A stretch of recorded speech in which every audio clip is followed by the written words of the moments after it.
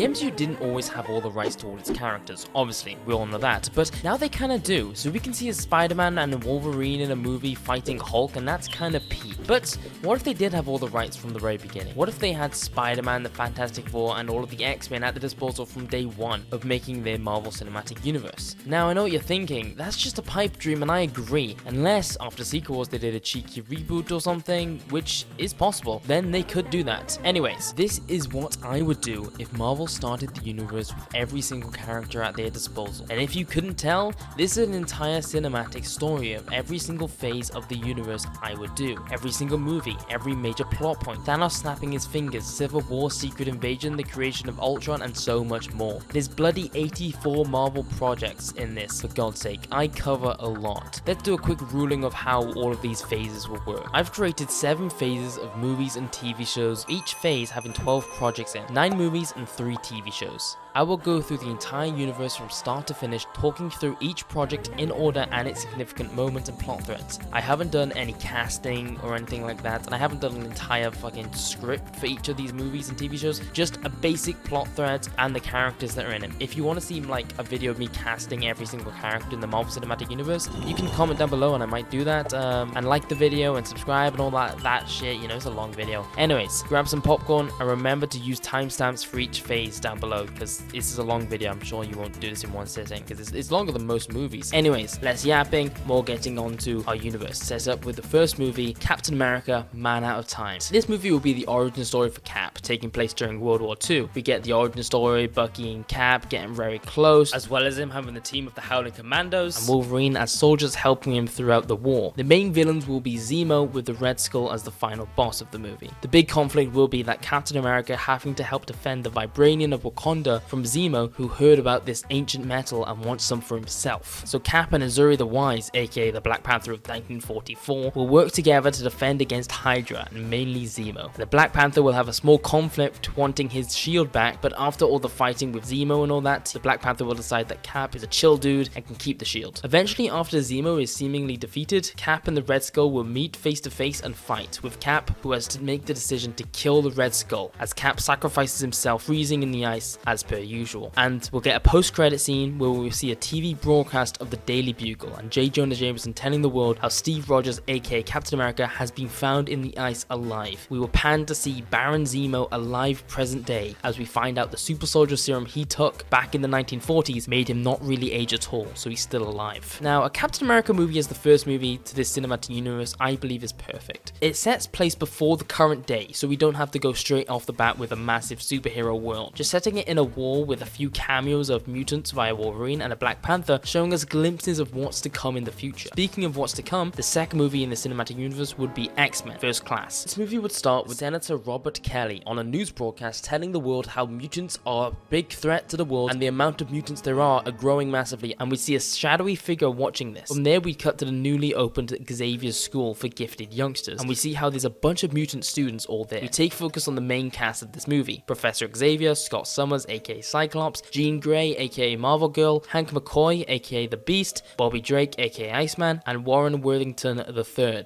aka Angel. We then meet Magneto, who is the person that was watching the TV at the beginning of the movie, and we'd see that he has a big crew of mutants of his own, the main ones being Wanda, Quicksilver, and Rogue. He'd also have Sabretooth, Pyro, Toad, and Mystique all by his side. We get a quick backstory between everyone, how Charles and Magneto used to be best buddies, Wanda and Quicksilver are Magneto's kids, and Mystique and Rogue being very close after Mystique basically adopted her when she was very young. But we don't go too in depth on their backstories, just the basics. We mainly focus in this movie on how Magneto's team, aka the Brotherhood of Mutants, are trying to show the world that mutants are to be feared and not messed with, while Professor X hears all about all this and decides to create a group called the X-Men, consisting of the members I mentioned earlier, and we'd see how they are trying to stop Magneto in his hijinks, and eventually later in the plot, Iceman and Angel are both chilling in the X-Mansion and get noticed on some of the Brotherhood causing some chaos downtown. So Angel decides that they have to stop them now before lives are lost, and Iceman refuses, telling them that they need to get the whole team. So Angel, wanting to be the hero, decides to go by himself, where he sees Pyro and Sabretooth both there. He tries fighting them, but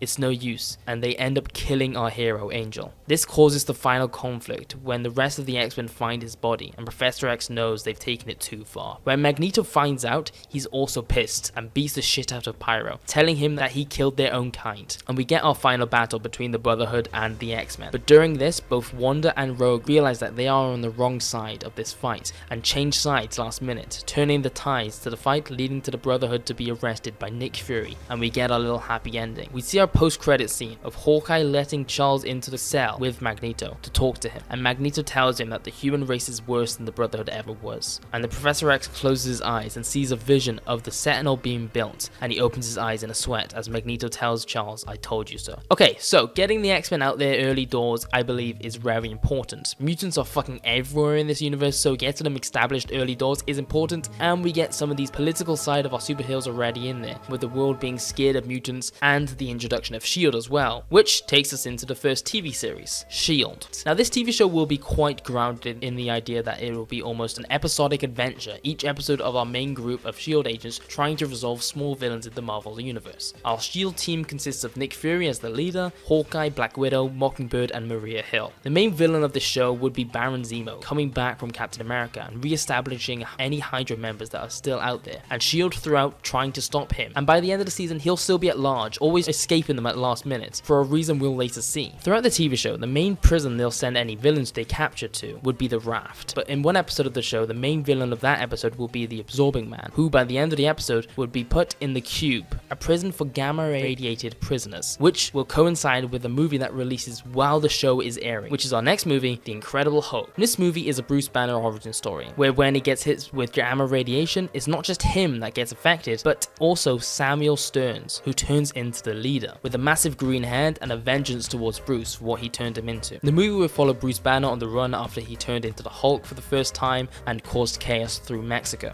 He then went into hiding, and the leader worked on locating him and making sure he was the US Army's main focus, basically puppeteering Thaddeus Ross throughout, making him constantly on Bruce's tail, trying to make Bruce change again back into the Hulk to cause even more chaos and get him arrested or killed. The leader would also create the Abomination in this film via a blood sample of Bruce and some super soldier serum supplied by Zemo. By the end of the film, after a massive fight between Hulk and the Abomination, the leader would be caught by Nick Fury and S.H.I.E.L.D. and arrested, as well as Emil Blonsky, aka the Abomination, and Bruce Banner, all three of them being put in the Cube. We'd see a post-credit scene of Zemo watching all three of them being put in the Cube, and we'd end on him smirking to himself. Now, the big three main characters of original Marvel comics are Wolverine, the Hulk, and Spider-Man. So getting two of them already, I feel, is very good for fans to want to go and see. This film is also very good promotion for the TV show S.H.I.E.L.D. via Nick Fury's involvement and the cameo from Zemo at the end of it, meaning each of these movies and TV shows so far feel self-contained while also leading into one another from the cameos and the overarching story that's slowly being told. So, like I mentioned earlier, we've already seen two of our big three, so the fourth movie, who better to introduce than the Fantastic Four. This movie will be the origin story once again for the Fantastic Four. We start with meeting Reed Richards and Victor Von Doom, both good friends in college and both geniuses in their own rights. But we see Victor go to do an experiment. We're not really sure what he's doing yet, we'd find out later, but we know that Reed is adamant that Victor shouldn't be messing with this stuff. We see a scene of Victor testing his experiment out,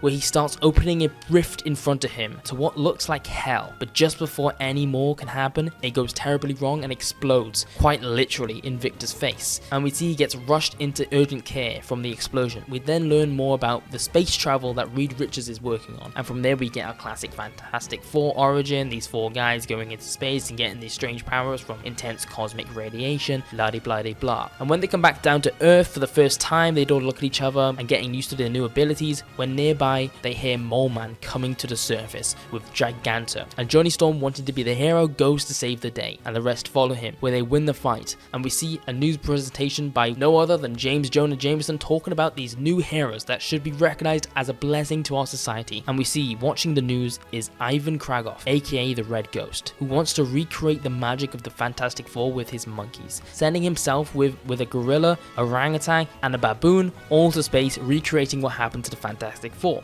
Not much else to say, except the Fantastic Four end up defeating the Red Ghost and his monkeys allies, all getting imprisoned in Reed's own prison he created called Prison 42. We see in a flashback both Reed and Victor working on an interdimensional travel for Victor's experiment, as we saw in the beginning. He wanted to travel to hell to rescue the soul of his mother. During their experiments, they found a dimension called the Negative Zone that Reed, after becoming Mr. Fantastic, used to create the grounds for a prison he called Prison 42. And that's obviously where he put the villains of this movie. We then see in a post-credit scene Victor looking at his face in a mirror after the explosion, and it's all scarred and burnt, as he picks up a mask and puts it on his face, becoming Doctor Doom, swearing revenge on Reed. So the Fantastic Four, aka Marvel's first family, is an essential part to the story of any good Marvel universe. Although with their first adventure, I didn't want the main villain to be Doctor Doom, but I also didn't want him to not exist at all. So I think the movie being an origin story for both characters without them actually fighting yet is a good way to get the best of both. Also, I chose Red Ghost to be the main villain due to him being so interested in the Fantastic Four's creation and origin. So the parallels that he brings to the superhero team is quite interesting in that manner, and it's quite a small villain to start off with when obviously later on the line we'll get Doctor Doom and all that malarkey. Anyways, time for the movie you've all been waiting for, the astonishing Ant-Man. This movie will follow the origins of Hank Pym and Janet Van Dyne. No, Hank Pym isn't an 80-year-old man. He's young, dumb, and full of cum like he always should have been in all of the MCU movies. The biggest sin the MCU ever did was curse my boy Hank Pym to be an 80-year-old man in the first movie he was introduced in. Anyways, I digress. So this movie will follow the plot of the genius Hank Pym, creating the first ever Pym particle, being able to shrink things super small and back to regular size again. He works at a lab, perfecting his serum, and we see he has ants working for him, as we find out through Janet Van Dyne telling another scientist in his lab how he has mastered communication with ants. We see this other scientist steal some of the Pym particles and go back to his boss at AIM, MODOK. MODOK demands this scientist to go back into Hank's lab to steal more from Hank, for example his communication to ants, so it could be recreated and expanded to be able to communicate with any animal. So the evil scientist does just that. But when the evil scientist returns to Hank's lab, we find out that Hank Pym created himself an Ant-Man suit, utilizing that Pym particles to shrink super small and sneak onto the scientist's lab coat to follow him back to the AIM headquarters. There, Ant-Man sees MODOK for the first time, a massive living computer. He's fascinated by him, but decides he has to take him down, be the good guy, especially since he knows about his work and is literally robbing him constantly. So Hank starts work on a robot to help him out. He eventually lets Janet know about everything and caves into making her own suit. So she becomes the Wasp, and together they create a prototype Ultron bot. Together, Ant-Man, Wasp, and the Ultron bot go to AIM and try to steal back their Pym particles. We see MODOK pussy out of there, taking an escape pod, while the AIM soldiers being led by Whirlwind all fight back against Hank. Eventually they steal back their Pym particles and call in S.H.I.E.L.D. to deal with the rest of the AIM facility, and we hear from Nick Fury that there are many more AIM facilities out there, so don't think one just yet, Hank Pym, he tells him, implicating that he might need Hank Pym's help in the future. And we see Whirlwind and all of the rest of the AIM soldiers get put into the raft. We then cut to the scientist that stole the Pym particles in the first place, running to MODOK after he escaped S.H.I.E.L.D. before they imprisoned him, and telling him that he needs to get stronger to get revenge on Ant-Man. And MODOK laughs, telling him that he will become stronger than anything they've ever seen before, telling him the world would fear Simon Williams. As we cut to the credits, obviously leading to Wonder Man to come in the future. We then get a post-credit scene of Hank Pym working on his Ultron bot when Mr. Fantastic enters and says how he's heard about a genius who invented size manipulation and had to meet him. And Hank shows him the Ultron bot, telling him that one day there will be one of these robots in every street, stopping any crimes before it even happens. And Mr. Fantastic would make a quip about how it's going to steal his job one day or something. And then we'd see the Ultron bot's code start writing itself while they're both distracted, showing it starting to become sentient. So Ant-Man obviously might not be your first choice, but I think he's pretty essential to what's to come, especially the first Avengers movie. He's literally an OG member, so he's got to be introduced at some point. Anyways, the next movie, The Spectacular Spider-Man. So of course, classic Peter Parker got bit by spider, blah blah blah. His best friend in this movie would be Harry Osborn, and Peter Parker would have a big old crush on Gwen Stacy. His neighbor would be Mary Jane Watson, who he would be really friendly with, mainly because she's very outgoing, but his heart yearns for Gwen Stacy, so Mary Jane's kind of a background character. Anyways, Peter Parker would become Spider-Man after his uncle gets killed, and from there he will fight the Vulture, Rhino, and Electro throughout the movie, trying to figure out who is modifying these humans and creating supervillains with them. Also, of course, we'd see throughout the movie both James Jonah Jameson and the police department disliking Spider-Man, and the way he takes things into his own hands, especially Police Captain Stacy, who dislikes Spider-Man more than anyone else. Eventually, Peter figures out that it's Dr. Octavius that is creating these supervillains, and Spider-Man eventually stops him, where Doc Ock explains to Spider-Man he's got the wrong person, how Norman Osborn is the real villain in all of this. And Spider-Man will ignore him, you know, he's just fucking supervillain, what the fuck fuck does he know? And we yet again see all our villains getting arrested and put into the raft by Nick Fury. And we'd see at the very end Peter Parker finally get the girl and ask out Gwen Stacy. But in the last scene of the movie, we'd see Peter meeting her parents for the first time and seeing her father is Captain Stacy, and Gwen saying how she hates Spider-Man because of her father's influence on her, obviously leaving some conflict into the relationship there, so he can't tell her that he's Spider-Man. We then get a post-credit scene of Norman Osborn visiting Dr. Octavius in prison and telling him that he shouldn't have lashed out against him, that they could have worked together if they didn't go rogue. And Doc shouts at Norman as he walks away smiling, looking insane, setting up the Green Goblin for the next film. So, a classic Spider-Man story. Pete. I didn't want to go into much detail in this video, if you couldn't tell already, just a basic pitch with where it should start and end and anything major in between. Really just making all these movies set each other up for something bigger next time. I also know what you're thinking, 4 villains in one Spider-Man movie? That's crazy, but also we've seen many more villains in Spider-Man movies before, but the 3 villains of Vulture, Rhino, and Electro would be very small villains, sort of just a 10-minute segment of the movie, Spider-Man taking him out, going back to some plot of him befriending things and talking to people, and then going to fight another one, sort of just enhancing the mystery of who's creating these villains. Anyways, the next TV show would be Daredevil. Now I know what you're thinking, Daredevil? That's a bit random, but let me cook. This first phase I wanted to keep it all Earth related, apart from Thor, which we'll get back to. But when I was looking at all of these rosters of movies and TV shows, they're all so superhero-y. Spider-Man, X-Men, Fantastic Four, and even the S.H.I.E.L.D. TV show is a team consisting of Hawkeye, Black Widow, and Mockingbird. All of these bigger-than-life things where they're defeating big supervillains and sending them to the prisons and all of that malarkey. So I wanted one TV show mixed in which is completely grounded and street level, kind of just a guy doing his own thing. Now this show wouldn't be too different from the vibe of the Netflix one, except instead of the first season Daredevil goes straight for Kingpin as the main villain, this time Kingpin is a looming threat the entire time, always in the shadows. Daredevil only finds his name out in the last episode. Instead, the main villains of this season would be Bullseye and the Swordsman, both simple street level villains that are close up combat and long range respectively, so good adversaries for Daredevil to keep it different in the different fighting styles. I'd also like to introduce Foggy and Karen for Matt Murdock's lawyer side of his life, but also Elektra would show up for 1 or 2 episodes, complicating things, making Matt have to become more Daredevil than himself, causing more chaos, you know. I want all of these characters to exist from day one to show that he's lived a life already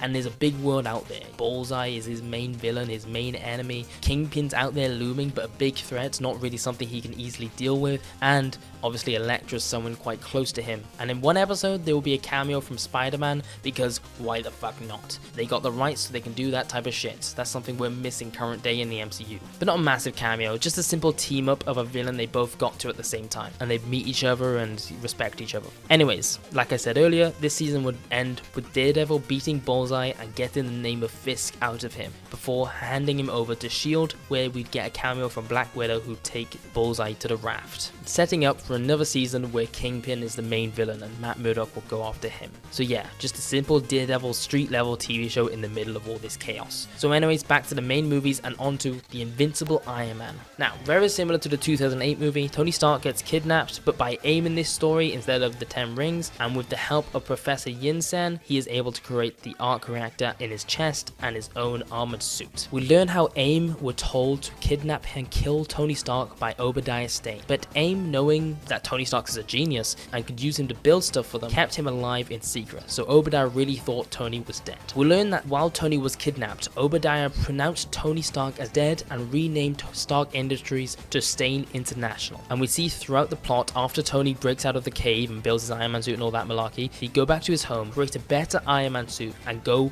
to Obadiah Stane himself, threaten him with the Iron Man suit and tell him that Tony Stark is still alive, and he forces Obadiah to leave Stane International and renames it back to Stark Industries. We'd see Obadiah go back to AIM and meet up with MODOK, demanding to know what went wrong, where MODOK would tell him that killing Tony Stark would have been the wrong move, when they could learn so much from him. And that they did, as they show Obadiah the armor that Tony built in the cave. Obadiah puts 2 and 2 together, figuring out that Tony Stark is Iron Man, so demands AIM to build him his own suit and pays them off to do so he can get revenge. So he becomes the Ironmonger and goes to go get revenge on Tony, but ends up losing due to AIM kind of making shit tech. Iron Man beats him, Stark Industries happy, he gets the girl of Pepper Potts, yay. Then we get a post-credit scene, Tony Stark getting a call from Nick Fury, telling him that the cube has been broken into, and then Tony gets ready to suit up. So obviously that post-credit scene is leading straight into the Avengers movie, but we got one more movie in between to set it all up perfectly, and that is the Mighty Thor. Now this movie will only take place on Asgard and the Frost Giants' home planet. It will be a war between the Ice Giants and the Asgardians, Thor, his brother Balder the Brave, the Warriors 3, and Lady Sif. The Ice Giants, like in the first movie, are manipulated by Loki to go to Asgard and take them out, because Loki wants revenge against his father and Thor. But in this movie, Loki will be working with the Enchantress and the Executioner, all three of them with the army of Ice Giants trying to take over Asgard. Big movie, a lot of drama in between, and after the final climactic ending with Balder the Brave defend against the final onslaught of Ice Giants, Thor corners Loki, Enchantress, and the Executioner, telling them all to surrender. Enchantress uses her magic to teleport her and the Executioner away, leaving Loki alone with Thor, where they have a one-on-one fight, and of course Loki loses, where Thor puts him into the Asgardian prison, and the Frost Giants at the same time lose against the Asgardians' heroes, Balder the Brave and so on. The movie will end with Thor speaking to his friends on how the Enchantress and the Executioner are still out there somewhere, and he will find them. Then we'll get a post-credit scene with the Enchantress and the Executioner both teleporting to Earth, talking about how Thor will never look for them here. But just as they think they are safe, a sword gets pulled on Enchantress, and they look up seeing Zemo looking at them, as we cut to black. So in case you haven't realized, this is of course setting up the Masters of Evil, which is the first real group of supervillains the Avengers fight when they are first introduced in the 60s, consisting of Zemo, Enchantress, and the Executioner. So before we go into our Avengers film, we have one more TV show we have to get out of the way first. The X Gene, Season 1. Now this show will be an episodic series, where each episode will focus on a different mutant and their backstory. Basically, 8 episodes where the first one will focus on Charles and Magnus and their childhood, them meeting and befriending one another. Now the second one will be about Hank McCoy, who would befriend Charles and work together to create the school for gifted youngsters, and by the end of the episode, Hank would become the Beast for working on a formula to suppress his mutation. The third episode will focus on Cyclops, with him eventually meeting Charles by the end. Same with the fourth, Jean Grey, her meeting Charles, setting up for where we were at the beginning of the X-Men movie. The fourth episode would be about Quicksilver and Wanda, and their upbringing with Magnus, and throughout you'd see Wanda slowly disagreeing with Magnus's ideologies and stances against humankind, setting up her betrayal against him in the X-Men movie. Then we'd get a shorter episode about Iceman, his backstory. We'd see he's friends with Johnny Storm, and again he goes to find Charles at the end of the episode, joining the school for the gifted. The next episode would be Rogue's backstory, and we'd find out more about her joining the Brotherhood after Mystique raised her after she ran away from her abusive aunt. We'd see how she was very close to Magneto, but best friends with Wanda, so of course would start gaining some of the same feelings Wanda did about disagreeing with his takes on humans, setting her up to betray the Brotherhood as well in the X-Men movie. And the last episode of this season would be an episode about Angel and his tragic backstory. We'd see how he was always wanted to be a hero, and any chance he could, he would save people. Even when he first got his powers as a young teenager, he would disguise himself dressing up as an angel, go out saving people from fires and stopping robbers. He eventually made himself a full superhero suit and became a vigilante, using his family's wealth to buy all of these things. That was until his father found out about him having powers and demanded that he never go out with those wings again. His father eventually gets abusive towards him, trying to remove the wings himself, so Angel runs away and goes back to the streets, saving people without a home to go to himself, becoming a real vigilante on the streets. That is until Professor X introduces himself to Angel and welcomes him to his school for gifted young people. And we'd see how throughout him starting to join Professor X's school, he would always sneak out of the school to save people still. That was until they decided to form the X-Men, where he was the first person to join and was excited to save even more people with his team. We'd hard cut from this to a funeral for him, because if you can't remember, that guy got fucking murdered in the X-Men movie. And we see all of the X-Men heroes here grieving for him. Even Wanda or Rogue are there. Rogue says how she'd like to join the X-Men to do some good, and they look to Wanda to see if she would do the same, but she says how she has other things she needs to deal with first before she can do anything like that as we end the season. Now a TV show like this would be peak. Episodic stories just diving into some more lore and backstories of our favorite characters. And the way I'd envision it as well is if they made this straight for streaming like on Disney Plus, obviously that didn't exist in 2010, but this is all just a hypothetical pitch, so fuck off. They could make each episode however long it needs to be and not drag it out or cut it any shorter for the episode length it needs to be if it was running on TV. So for example, an Iceman episode can literally just be a 10-minute episode, just backstory for it, where the Charles and Magnus backstory could be an hour long. So the episodes would just be however long they need to be to fit the story it's trying to tell. Just 8 episodes about 8 different characters, and just however long it needs to be. Anyways, onto the final movie, The Avengers, Earth's Mightiest Heroes. The movie will start with the S.H.I.E.L.D. TV show cast hearing about how there's a break-in at the Cube, and all of the 4 people that got imprisoned there are escaping. We'd see Bruce watching as the leader, Abomination, and Absorbing Man are all escaping. He at first doesn't want to escape, but is kidnapped by the Enchantress, as we see the Masters of Evil, Zemo, Enchantress, and the Executioner are the ones who did the prison break.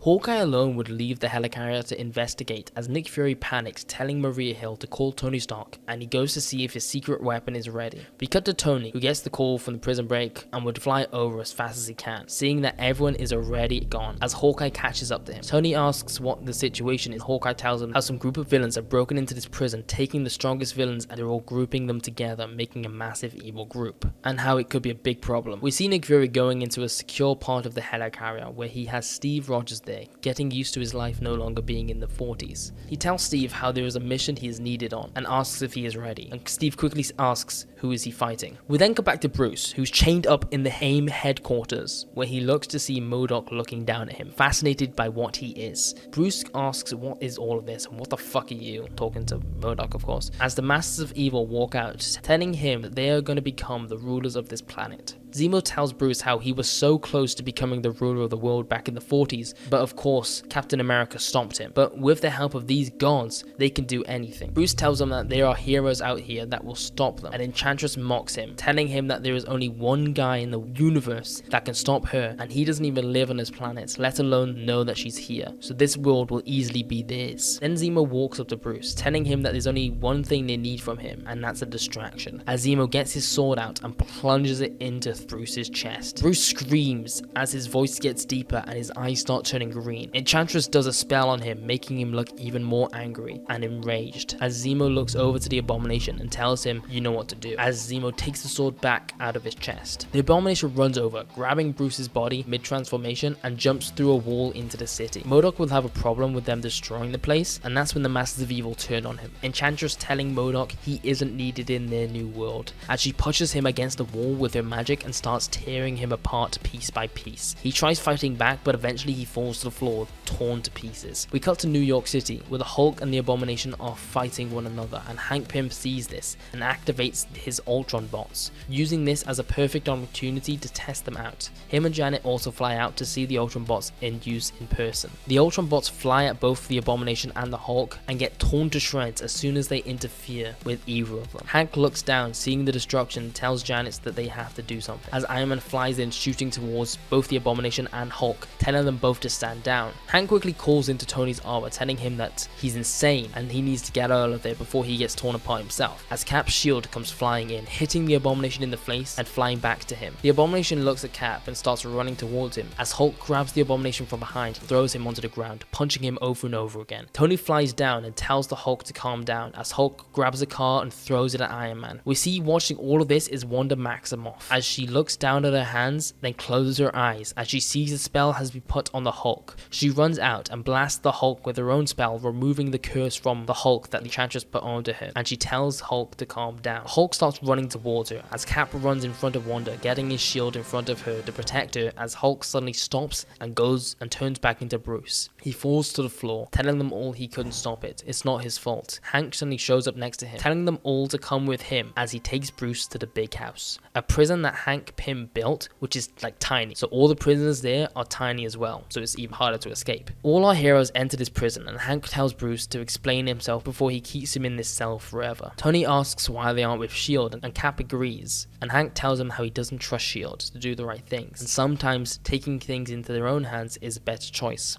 Marching around this prison is hundreds of Ultron bots who put Emil Blonsky into a cell there. Bruce tells them all how there's a team of supervillains, including some lady calling herself a god and a Nazi called Zemo, who are trying to take over the world. Cap quickly reacts, saying how he didn't know Zemo was still alive, and Hank tells him exactly, S.H.I.E.L.D. keeps things from you. So all our heroes decide to team up to take down these villains. We cut to Zemo telling the Enchantress that it's time to enact stage 2 of their plan, as the Absorbing Man and a bunch of their AIM soldiers go to cause more more chaos across the streets of New York. Zemo asks where the leader is, and the executioner tells him how he escaped while they were coming back from the prison. And Enchantress tells him it doesn't matter, as she teleports all three of them on top of the roof and tells them all that he's not needed for our plans because it's time to change the world. As she opens a portal to the Ice Giant's dimension and they all start walking through. We see the streets of New York City being covered in ice as the giants start freezing civilians. Our heroes hear about all of this quickly, and Hank tells Bruce that he trusts him and that S.H.I.E.L.D. won't, so he has to prove himself. He's on the right side here, as all of them go out and they start fighting the Ice Giants. And the Masters of Evil watch our heroes start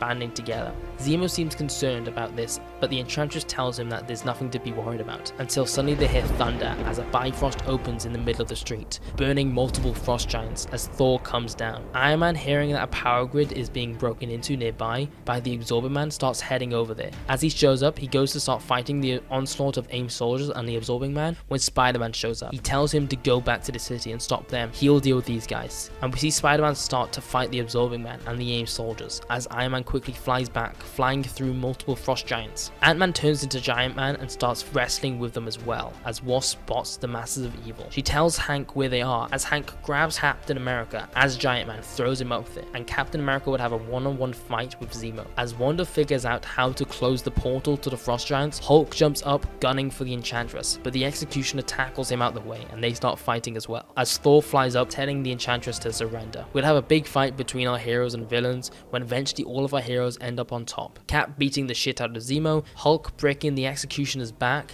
and Thor taking down the Enchantress. She tells him that she's not ever surrendering, as Wanda uses her own magic to hold her down and arrest her, and Hank tells them that they should put them all in the big house. And Thor tells him no, Asgard is a safer place for these two than whatever mortal prison you have. Eventually S.H.I.E.L.D. comes down and Nick Fury tells the team of heroes well done and hand the villains over, including Hulk, and Bruce looks over accepting his fate, as all of our heroes tell Nick Fury no, he's a hero and a good guy and doesn't belong in front of prison bars. All of our heroes decide that they make a good team. Thor tells them that if they ever need his help to let him know, as he takes Enchantress and the Executioner back to Asgard, and we see all of our heroes come together creating the Avengers. Then we get a post-credit scene. We'd be in AIM when MODOK is rebuilt and he shouts that MODOK lives and looks over to see who fixed him. He sees Ultron bots walk out. He asks if Hank Pym saved his life, as the Ultron bots tell him no, you work for Ultron now. All of AIM does, and we cut to black, setting up for a phase 2 where Ultron is the big bad throughout. Obviously that's quite a loose plot idea of what the movie would be, but you get the idea. If it was an actual film there would be more shit going on and I'd go more in depth, but this is already quite a long video, so enough yapping and on to the first movie of my phase 2, Black Panther, King of Wakanda. This is the introduction to the Black Panther in the MCU. T'Challa's backstory of his dad being the Black Panther while he was a kid and him looking up to him. T'Challa would meet Storm when they're both teenagers and they'd fall in love with each other, and then jump forward in time where we see T'Challa's dad on his deathbed, handing over the throne to T'Challa, and he'd become the new king of Wakanda. Now king, he becomes the Black Panther, and we learn about the villain of this movie, Killmonger. He was a Wakandan who was abandoned and only left with the memories of his country from when he was a kid. All of this made him swear revenge on Wakanda,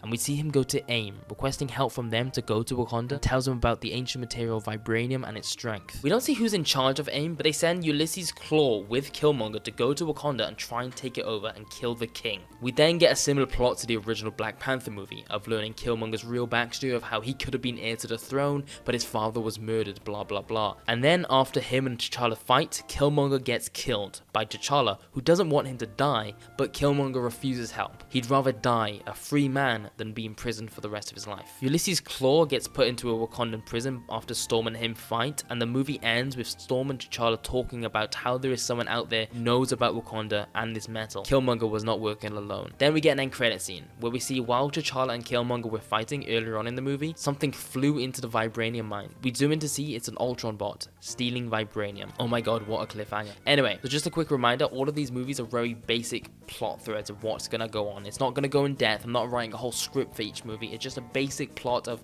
this gonna happen, this gonna happen, this gonna happen, it's gonna end here. So Black Panther, of course, is a pretty important character to the MCU that I didn't get to include in my first phase, who I feel is important to get in here, especially with the vibranium importance for the Ultron plot we are leading into. Also, Storm being in this movie feels like a fitting place for her as well. Obviously, her and T'Challa have a lot of a connection in the actual comics, and she's a mutant, so it gets that whole plotline of mutants, X-Men in here, while also having the Ultron plotline storyline, it makes them feel connected again. Anyways, on to the next movie with Friendly Neighborhood Spider-Man. This will be another standalone Spider-Man movie. The beginning of the movie, we will see Spider-Man doing normal everyday villain stopping, a small bank robbery. We then see Kraven the Hunter watching him, as Kraven goes in for the attack at Spider-Man. While they fight, Kraven will announce that he's been searching for a worthy opponent all his life, and finally found someone worthy. Spider-Man will think this guy is fucking crazy, and eventually beat his ass, leaving Kraven to get arrested by S.H.I.E.L.D., with a cameo from Mockingbird, taking him to the raft. We then catch up with Peter's normal life. He's going well with Gwen, keeping a secret of him being Spider-Man. We see Harry Osborn go to Peter for comfort, telling him that his dad isn't right, always working and stressing, and whenever Harry does see his father,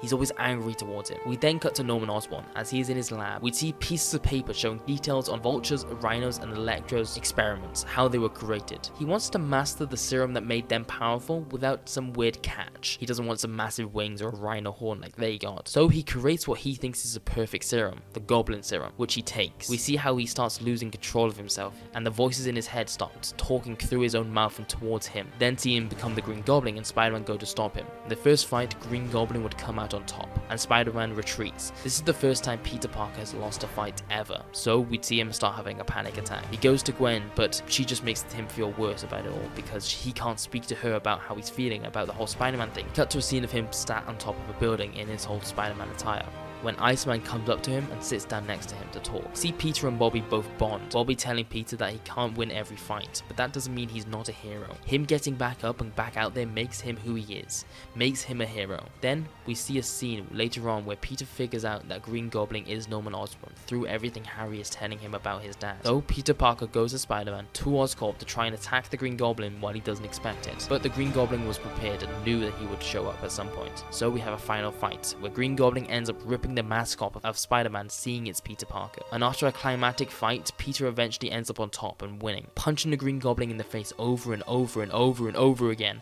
Green Goblin starts bleeding and eventually shouts, "Peter!" as Peter stops punching and sees that it's Norman. Green Goblin left, leaving Peter punching an innocent man, and Peter drops into the floor. Peter looks at his hand, covered in this innocent guy's blood, and runs away, calling in S.H.I.E.L.D. to arrest Norman. The last scene of the movie is Peter going to high school and seeing Harry for the first time since the final fight, and Peter can't bring himself to talk to him. He feels just too guilty about what he did to his dad, and that he lost control. We then get a post-credit scene of Norman getting put into the raft and looking down at himself in a puddle in the ground, as the Green Goblin in the reflection looks back at him and smiles. So I wanted this movie to focus a lot on the Green Goblin's turn and understanding how he works, and that Norman Osborn is kind of lost in this Green Goblin, taking him over, and of course showing the depth of Peter Parker losing control after he lost his first fight. Anyways, onto the first TV show of my phase 2, Wolverine. Now, this TV show will be about Wolverine. His first episode would be about his origin, how he found out he has powers and all that, and then each episode from there would be a different decade of his life, showing different circumstances that led to him becoming the man he is. The second to last episode would be called Weapon X, where he gets his bones replaced with adamantium, and then the last one would be him joining the X-Men present day. This way we have multiple different episodes showing different time periods of that he has lived through, and showing him come back to our present day, catching up with the rest of our cast. So on to the next movie with Thor vs. Hulk. This film would start in Omnipotent City, and we'd see Hercules wanting to prove himself to the other gods in this city that he is worthy of the god status like all of them. But they don't see him like that, so he decides he needs to prove himself by going to this small planet called Earth, which was almost taken over by Enchantress, and she isn't even a god. So he heads there and goes straight for the president to try and take him out and become the leader, because, you know, he thinks that's how it works. You kill out the big guy, you become the new leader. Bruce Banner at the Avengers HQ sees this and calls the rest of the Avengers and turns into the Hulk, jumping straight towards the White House. Him and Hercules fight for a bit.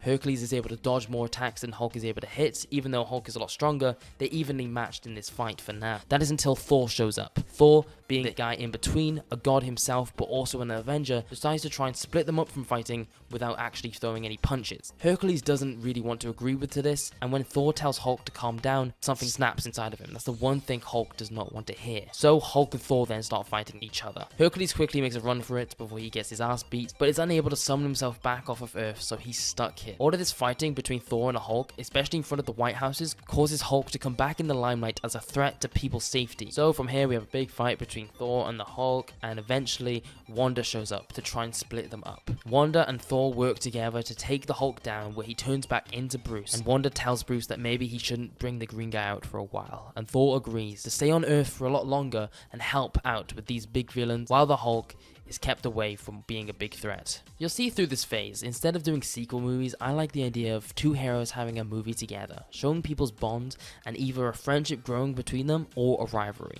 And Hulk and Thor fighting is something that happens multiple times in the real MCU and in the comics. So why not give them the whole movie together to give Thor a chance to learn more about his Avengers friends and have a scrap with the Hulk, and end the movie with him staying on Earth, leading to what's going to come in the future. Anyway, the next movie would be the Fantastic Four Annihilation. This movie would start with a spaceship flying through the negative zone. It gets hit by a meteor and the ship lands on an alien planet. We see a spore leave this ship and move onto the planet, and slowly over millenniums starts mutating and evolving into a creature who is stronger and smarter than any species on this planet. We see this creature go around the planet and destroy civilizations and start using its wings to fly around the negative zone, destroying anyone or anything that looks like a threat to him. We then get the movie's title card and cut to present day, where we see the Fantastic Four in New York City taking down Paste Pot Pete. The Human Torch will make a joke about how their abilities will be unwasted on this small villain, as Mr. Fantastic tells him that someone needs to deal with these guys, as they take Paste Pot Pete to prison 42 in the back of the building. But when they put Paste Pot Pete in his cell, a detective tells Reed that a life form is approaching them. Reed says that that's impossible, there's no way there's life out there, and the prison would then go into lockdown, locking the Fantastic Four in the negative zone, as the creature breaks in the prison and starts hunting them down. The movie would turn into almost a horror movie from here, as the Fantastic Four have to hide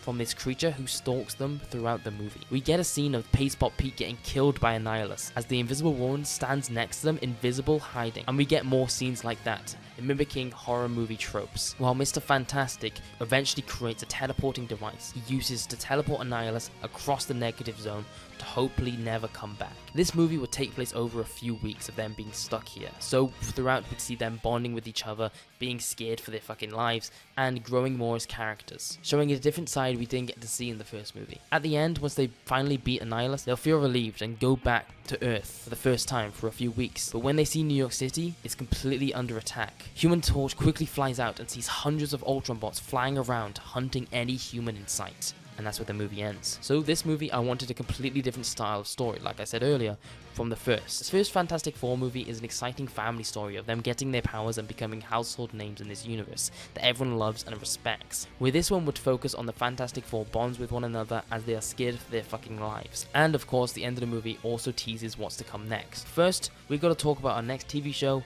X-Gene, Season 2. So again, like the first season, each episode would focus on a different mutant's backstory and their origins. The first episode would be about Namor and him becoming King of Atlantis. The second episode would be about Emma Frost and her becoming the head of her father's company, Frost International. The end of the episode would be her seeing Magneto's arrest on the news and her agreeing with all of his points. The next episode would be about Morph, and the entire plot of it being about mutants having to hide their abilities and him being very good at it, of course, because of his morphing abilities. Speaking of, the next episode would be about Nightcrawler. Of course, this guy being blue makes him very obvious mutant, and a large quantity of humans would just dislike him just for that. He becomes a trapeze artist, where he thinks he found himself, and a tragic accident happens where it ends with his stepbrother dying from it, and him being blamed for it, leading him to end up on the run. The next episode would be about Gambit, and him being a master thief as a kid, because he was brought up by the New Orleans Thieves Guild. We see him not like his life, and decides to look for something more rewarding for him to do with his new abilities that he got. The next episode would be a more lighter story on Speedball, and him idolizing heroes, and want to become one when he grows up.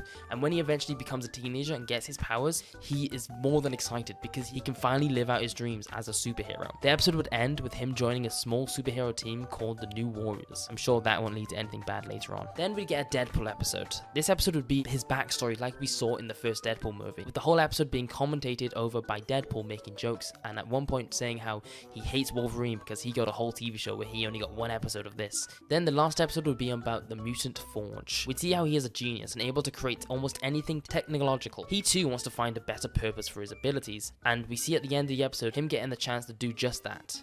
When he sees Gambit fighting a Sentinel, he goes to help him, and Forge asks what the fuck is this thing? Gambit tells him he doesn't know, but whatever it is, it does not like mutants. Now, with this season of X-Gene, I wanted to give time to characters we hadn't seen yet. With the first season focused on the backstories of original X-Men members and the main Brotherhood members, this one I wanted a chance to shine a light on characters we hadn't seen yet, to open the door to new X-Men members or villains onto the real drama, with Ant-Man, the birth of Wonder Man. The main cast of this movie would be Iron Man, Hank Pym, and Janet Van Dyne. The three of them working together together on the Ultron bot's final model, when Wonder Man comes in for revenge against Hank Pym after the first movie. The three Avengers will try and fight him, but are no use against his extreme abilities. Wonder Man ends up holding his fist in front of Hank, able to shoot to beam through his face and fucking kill him, but he just can't bring himself to do it, and Wonder Man ends up leaving, flying back to his boss, who we see is Ultron. Ultron tells him he is useless. He gave him unstoppable abilities, and yet he still proves that machine is better than man. As Ultron shoots Wonder Man to the side and decides it's time for him to take matters into his own hands, as he starts his work on taking over the world. Cut back to Hank, Tony, and Janet, when the Ultron bots in their lab start moving weird and attacks them.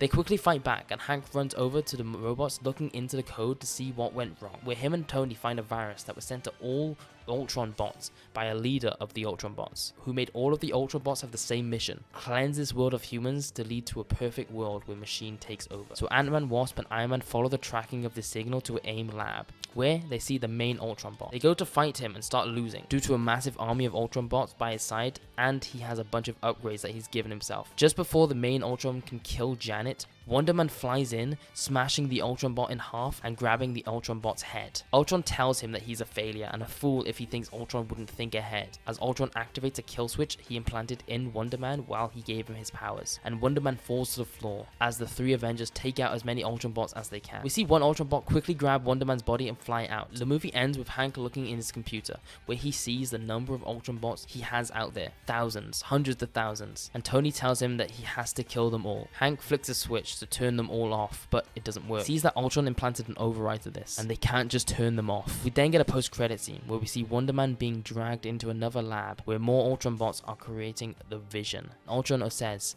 "This is the last piece to the puzzle," looking at Wonder Man's body. So this movie obviously is kind of a part 1 to Ultron's story, leaving on a cliffhanger where Ultron has started his work on taking over the world. Anyways, on to the next film with X-Men Sentinels. This movie will follow the creation of the Sentinels by Trask, required the help from Ultron to help manufacture the robots to mass produce them. And I know what you're thinking, why would Ultron work with a human?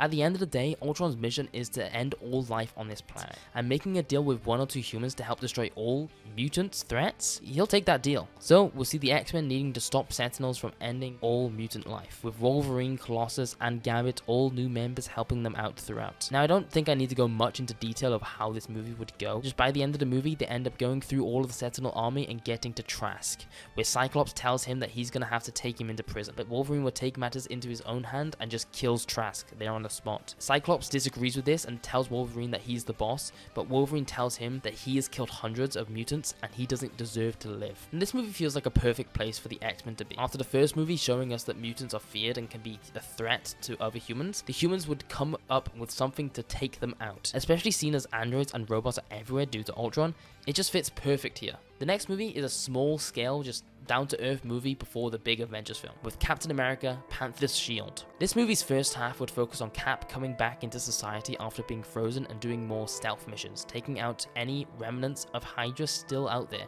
Speaking of, he goes on one mission to an old Hydra base that someone just broke into, and when he gets there, he sees Taskmaster, the real one, not this bitch, stealing some old Hydra documents, and Cap starts fighting him. First of all, Cap is winning this fight, but over the fight we see Taskmaster start learning his moves and starts mimicking him, so he's able to out-remove him and escape the fights before Cap can arrest him. During the fight, Cap got a peek of what documents that Taskmaster was stealing, and he saw that it was Wakandan documents about vibranium and its location, referencing the plotline of the first Captain America movie with Zemo trying to get vibranium for himself. So after Taskmaster escapes, Cap decides to take a trip to Wakanda and warn them, where he meets Black Panther and Storm. T'Challa, being a big fan, knowing all about Cap's helping his grandfather, is really happy to see Captain America. He offers quick repairs to Cap's shield, not nothing major, his shield is perfectly fine, it's just been used over years so it has some scratches on it. And Cap agrees. This is when T'Challa finds out that Cap's shield isn't pure vibranium, but instead a mix of vibranium and adamantium, making it even stronger. Anyways, they all team up, Storm, T'Challa, and Cap, and fight Taskmaster as he tries to come to Wakanda,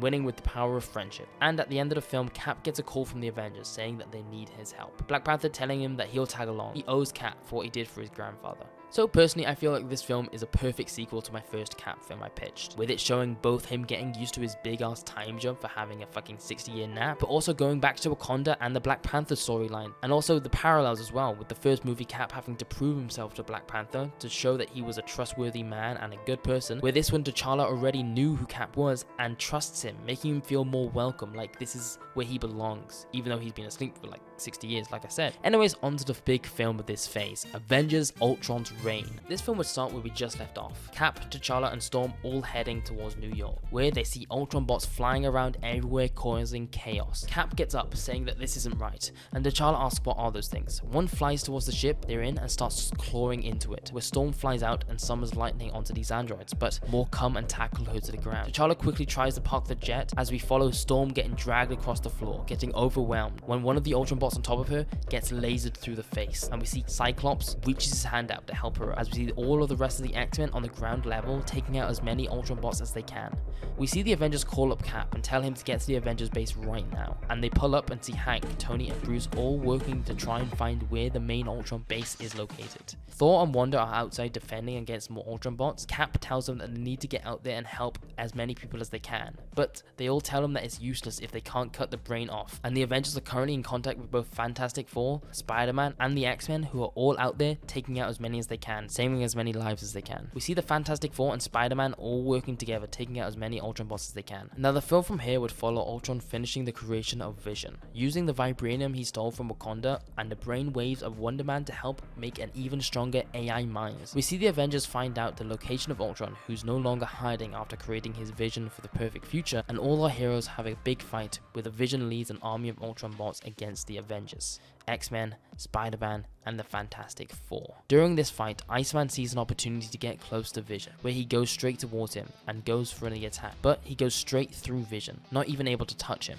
as Vision turns around and grabs Bobby by the throat. Spider-Man and Johnny both see this as Vision stares down the Iceman and shoots a laser straight through his skull, killing him instantly. Spider-Man and Johnny both lose it, losing one of their best friends, and head straight towards Vision, who looks at the body of Iceman, questioning himself, when Johnny suddenly shoots a fireball at Vision, hitting him back, and Spider-Man knocks him down to the ground. Vision, Spider-Man, and Johnny all start fighting each other, but Vision's constantly distracted, staring at the dead body of Iceman, and the idea of their reaction to his death, and the feeling it brought him, seeing someone's life leave their eyes in his arms because of him. So he quickly retreats, changing his mind that he has to stop Ultron. The Wonder Man within him taking over, making him more human than android. After a big fight with all the Ultron bots and all of our heroes, Vision ends up taking down Ultron, telling him that he isn't seeing the beauty of humanity. And Vision tries to apologize to our heroes, but they don't forgive him, especially Spider-Man and Johnny. They try and arrest Vision, but they can't even touch him, so he just flies away and escapes. We see at the end of the film a funeral for Bobby, and everyone is there, including Vision, watching from afar, as Wanda notices him but doesn't say anything. And at the very end, Hank goes up to all of his Avengers friends and tells them that he has to leave. He can't do this anymore. He's created something he thought would save the world, but it ended up almost ending it. Janet begs him to try and stay, but he refuses and walks out. Then we get a post-credit scene. All the prisoners they built up through the first two phases sitting around in their cells, when suddenly all the cells open and they look out as all the Ultron bots that were guarding the cells all got shut down due to all of this fighting, leading to a massive prison break where we see Magneto fly out and rip a wall open, letting everyone break out, and we see Magneto smirk at the very end. So this Avengers film is the combination of all of Ultron's plot lines, so it would be a pretty big deal. Almost world ending, and all of the different heroes need to team up to try and help with this threat. Now Bobby dying I knew I wanted to do for two reasons. One, it's a good way to help Vision snap and the humanity in him break through, and two, he's obviously an X-Men member but also friends with the Human Torch and Spider-Man, making his death affect three different parties, the X-Men, Fantastic Four, and Spider-Man. Also, as I just said, this movie would end in a prison break, and what better project to help deal with this, Daredevil Season 2. This season of Daredevil will focus on him trying to stop Kingpin and all of the criminals underneath him, including all the ones that just broke out of the raft. The main villains helping Kingpin would be Bullseye and the Swordsman coming back from Season 1, and Tombstone and Hammerhead as other mob bosses working under Kingpin that Daredevil needs to get through first before he can go to Kingpin. So of course, Spider-Man also is in this TV show quite a bit, helping Daredevil out. We'll also have some cameos throughout this show from Elektra, Punisher, and Moon Knight as people who are also taking down villains after the big breakout. Matt is just completely ignoring his normal life, his lawyer shit, so Foggy and Cameron just don't see him ever and start getting really worried about him. The final episode will have Spider-Man taking on Tombstone. Daredevil goes to the final boss fight with Kingpin, where Daredevil will come out on top, but barely, beating Kingpin, but he has a few broken bones himself, and is completely covered in blood. Spider-Man will call up Johnny to take all of these people to prison 42 because they don't trust S.H.I.E.L.D. anymore, and Daredevil will go back home, almost beaten to death, where Foggy sees him as Daredevil, leaving season 2 on a cliffhanger, Foggy now knowing who he is. Now, Daredevil is the main street level superhero we have currently in this timelines of movies, and a massive prison break is something he definitely have to help deal with. Also, a big team up with him and Spider-Man is of course fitting, and I like the idea of a small cameo of other street level heroes helping out, showing that there's a lot more things in this universe we just haven't seen yet. Anyways, there's one final film in this phase, and that is Fantastic Four: Doomsday. Now, this movie will start with the Fantastic Four doing their normal routine of stopping smaller bad guys, when suddenly Doom comes out of nowhere and is extremely powerful and is able to take them all down with his cosmic powers he's gotten. They all escape this fight, and Reed has no idea how he got these powers, quickly locating Doom's base and finding out that it's Latveria. Later on in the plot, they'll go to Latveria and try and stop Doom in his own turf, maybe finding out where his source of his power is from. There, they will find the Silver Surfer chained up in Doom's castle. They break him out, and that's where we hear the backstory of the Silver Surfer came to Earth to try and warn them on something, but Doom saw his cosmic energy, and kidnapped him to steal all of his powers for himself. So the Fantastic Four and the Silver Surfer work together to take down Dr. Doom as the Silver Surfer gets his powers back. He thanks the Fantastic Four, and he warns them that Galactus is coming. All he can do is warn them. The Silver Surfer can't stop him, leading a teaser for the next phase to be the big bad of Galactus. And of course, this movie also gave us Dr. Doom's return after his introduction in the first Fantastic Four movie, wrapping that up. But Dr. Doom isn't dead, and he escapes this attack, so he's still out there. I don't want to just end his story there. And with that, that's my phase 2 pitch. And on to the first movie of phase 3, Iron Man, Mandarin's Rings. This movie would first start in an ancient Chinese town, Kunlun, where we meet a young teenager named Danny Rand. He is here following the ancient arts, trying to learn how to master his chi and become the Iron Fist. There we meet an older gentleman. We don't know his name, but he is spiteful towards Danny, towards everyone, because he was never anyone special, never trained in the arts or chosen to be the Iron Fist. We see he has an idea to wander into the Dragon Valley, see if he can fight the mythical dragon that sleeps there. Luckily for him, when he arrives in the dragon's cave, he doesn't instantly get killed by this mythical dragon, but instead stumbles across the remains of the dragon, who's been dead for thousands of years, and only its bones are left behind. He goes further into the cave, stumbling across an old ancient spaceship, which he of course ventures into. There he finds the thing powering the ship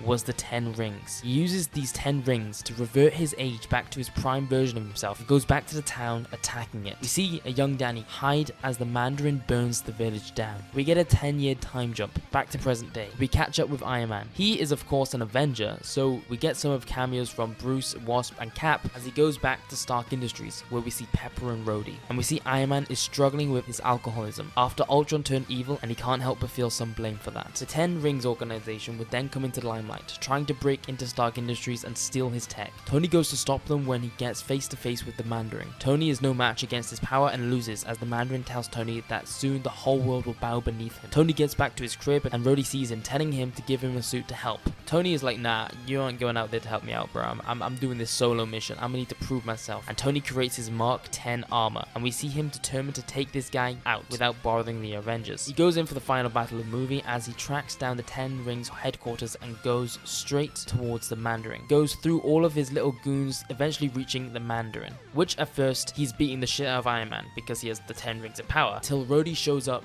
in Tony's Mark II armor to help out Tony. But even though there's 2 of them, they are still losing the fight. Then the Iron Fist shows up, grown up after the 10-year time jump and wanting revenge, and all 3 of them work together to take him out, and they take him to prison 42. We then get a post-credit scene of Danny Rand going to Grand Enterprise to get his company back. I wanted to start this phase with a little tame story, just a classic Iron Man vs. Mandarin story with an Iron Fist being introduced as well as, you know, War Machine. After phase 2, where there was a lot of big-ass end-of-the-world movies, I wanted some tameless, down-to-earth movies before we get to Galactus, which, that bitch is coming. But before we get to that, we gotta first go to the Brotherhood of Mutants. This film would follow the X-Men's villain team, although they aren't causing trouble in this film. We see as Magneto is shown as the good guy after breaking out of the raft. He isn't trying to cause a war anymore, and instead has chosen to try and work on a new place for mutants to live in peace. Throughout the film, the Brotherhood would be built back up, with previous members Toad, Quicksilver, and Mystique all joining back, but Pyro and Sabretooth aren't welcomed back by Magneto after they killed Angel in the first X-Men movie. Throughout the film, Nightcrawler, Morph, Juggernaut, the Blob, and Emma Frost will all join Magneto's cause in trying to build a better world for mutants. While some disagree with the root of peace, they all respect and trust Magneto's vision. The Brotherhood work together throughout the film, destroying any remnants of any Sentinels left out there, taking out any mutants. Magneto in this film would also create Asteroid M, a surveillance base for the Brotherhood to stay on while they search for somewhere they can make the new mutants home. Wanda would hear about all of this and go to get her father and her brother back into prison. But after hearing their plans and their pitches on making a better world, she can't help but feel swayed towards their side, especially when Magneto tells her how him behind bars will let more mutants die than if he's out here trying to save them. She helps them in finding the island of Genosha and sees it's a perfect place for these mutants to live,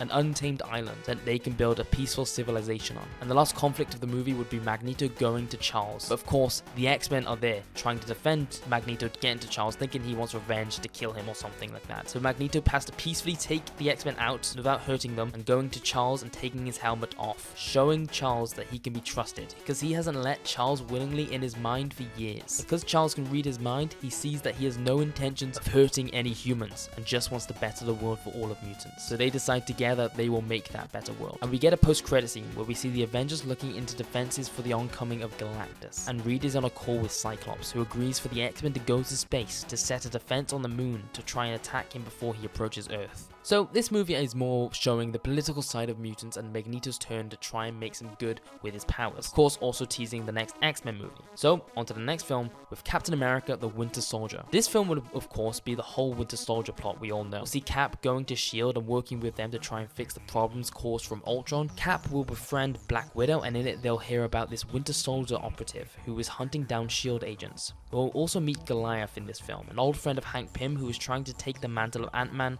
and fill the gap Hank left after he left. Nick Fury gives some backstory on the Winter Soldier, telling them all how they've crossed paths many times over the years, and how the last time they saw each other, Nick Fury lost his eye. We'll then follow Zemo, who is using the Winter Soldier to try and get the attention of Captain America to get his revenge. The Winter Soldier and Cap would cross paths a few times during the film and be equally matched each time. Cap determined to try and stop this guy, eventually leading to Wasp, the Black Widow, and Cap all locating the final Hydra base, where Zemo and the Winter Soldier are located. Cap and Zemo start fighting while the Winter Soldier deals with Wasp and Black Widow, which he easily does. Zemo demands the Winter Soldier to kill them when Cap tackles the Winter Soldier to the ground. While they scrap, Cap knocks his mask off, seeing it's Bucky. Zemo laughs as he helps the Winter Soldier take out Cap, holding them down to the ground, laughing at how poetic it is, that his best friend is the one to end up killing him, as Zemo demands the Winter Soldier to assassinate him. The Winter Soldier stares Steve in the eyes as Steve begs Bucky to snap out of it, that he'll help him through whatever he is going through, eventually leading to Bucky snapping out for 1 second and points his gun at Zemo, shooting him through the chest before running confused on who or what he is. Cap looks at Zemo, who's bleeding out, and decides to save his life. We see Black Widow question this decision, but Cap tells her he isn't in a war anymore. They don't just kill. We see a post-credit scene of Cap going back to the Avengers compound after all of this, holding the mask of the Winter Soldier,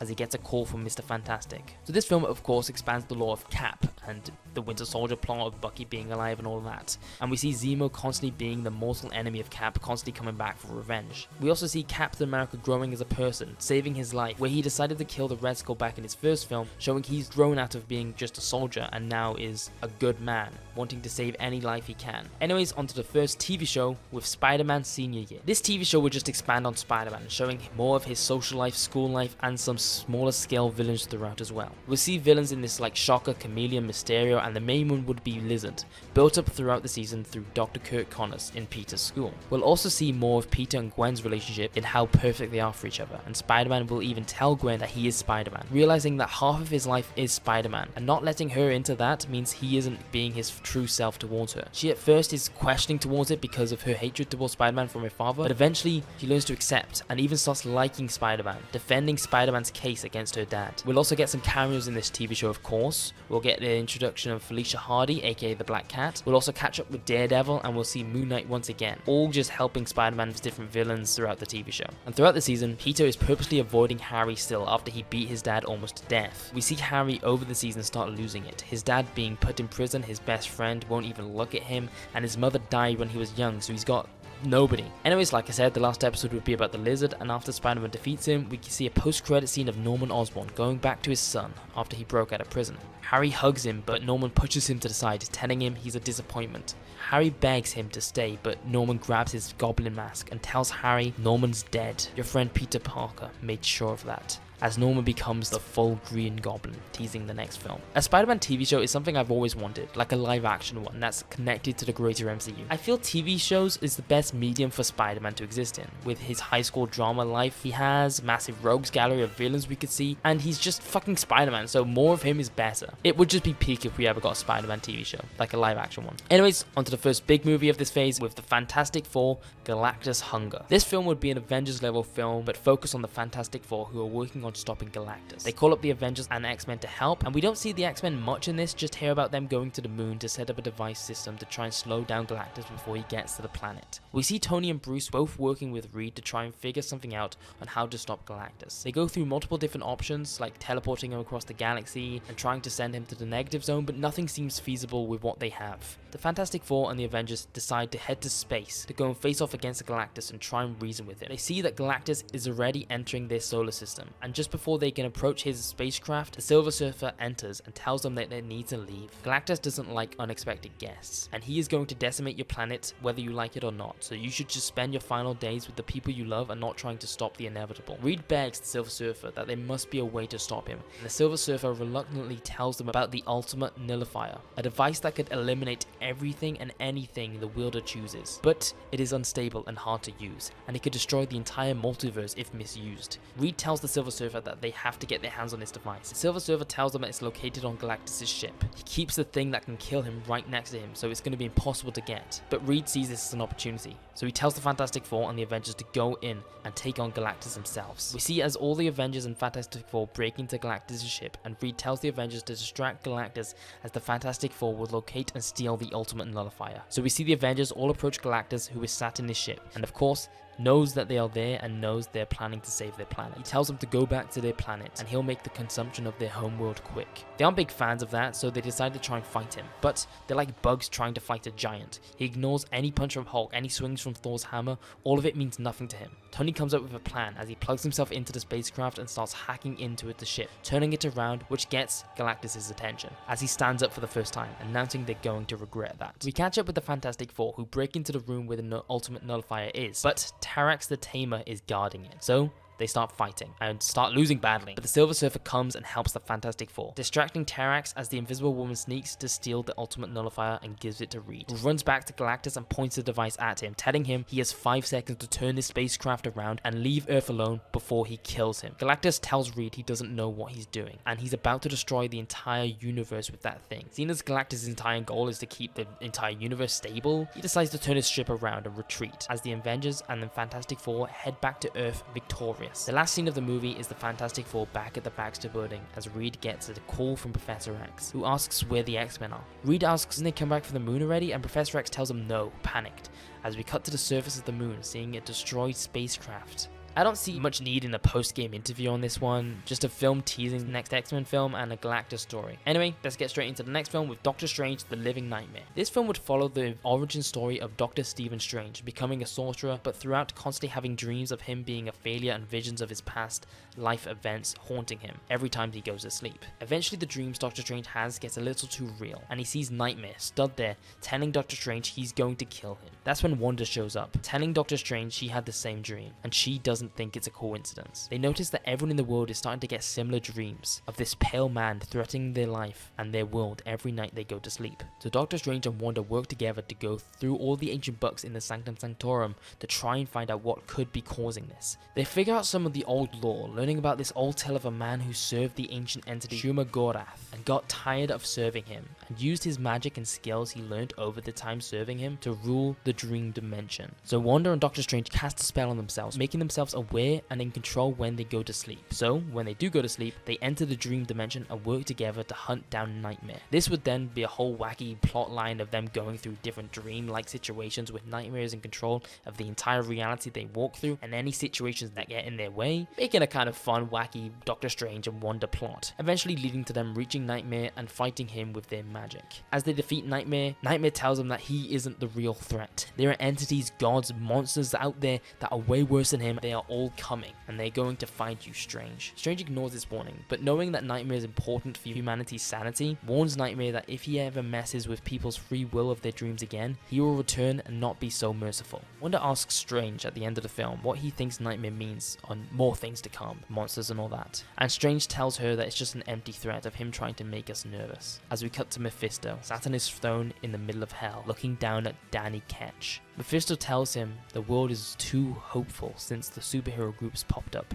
Take care of that, as Danny ignites his Ghost Rider flames and we cut to black. Now, this movie was showing more of the magic and mystical side of this Marvel universe. We will see more of this throughout this phase, and we're better to start than Doctor Strange. I also feel having Wanda be prevalent in this is useful in making it seem like it fits into the universe. Magic person works with magic person, we already know, type shit, you know, it makes it feel more like it's connected already. Okay? Anyways, off the space of the first real time, with our second TV shows of this phase, Guardians of the Galaxy. This TV show will start with the original Guardians of the Galaxy, Yondu, Martinex, Charlie 27, Starhawk, and Alita, all of them being respected members of the universe and recognized as heroes. They go on a mission to Xandar, where they are in the middle of conflict between the Kree and the Skrulls. They're trying to help the Nova Corps soldiers in defending against the war. As they are on the ground level fighting, Ronan the Accuser lowers down to the planet's surface and tells them all to join them in the fight or die. The Nova Corps tells them they are staying out of this, as Ronan decimates the city they are in. We see as he kills every member of the Guardians as they try and fight back, cutting to Star-Lord, as we take a U-turn on the story, focusing on this rogue guy roaming the universe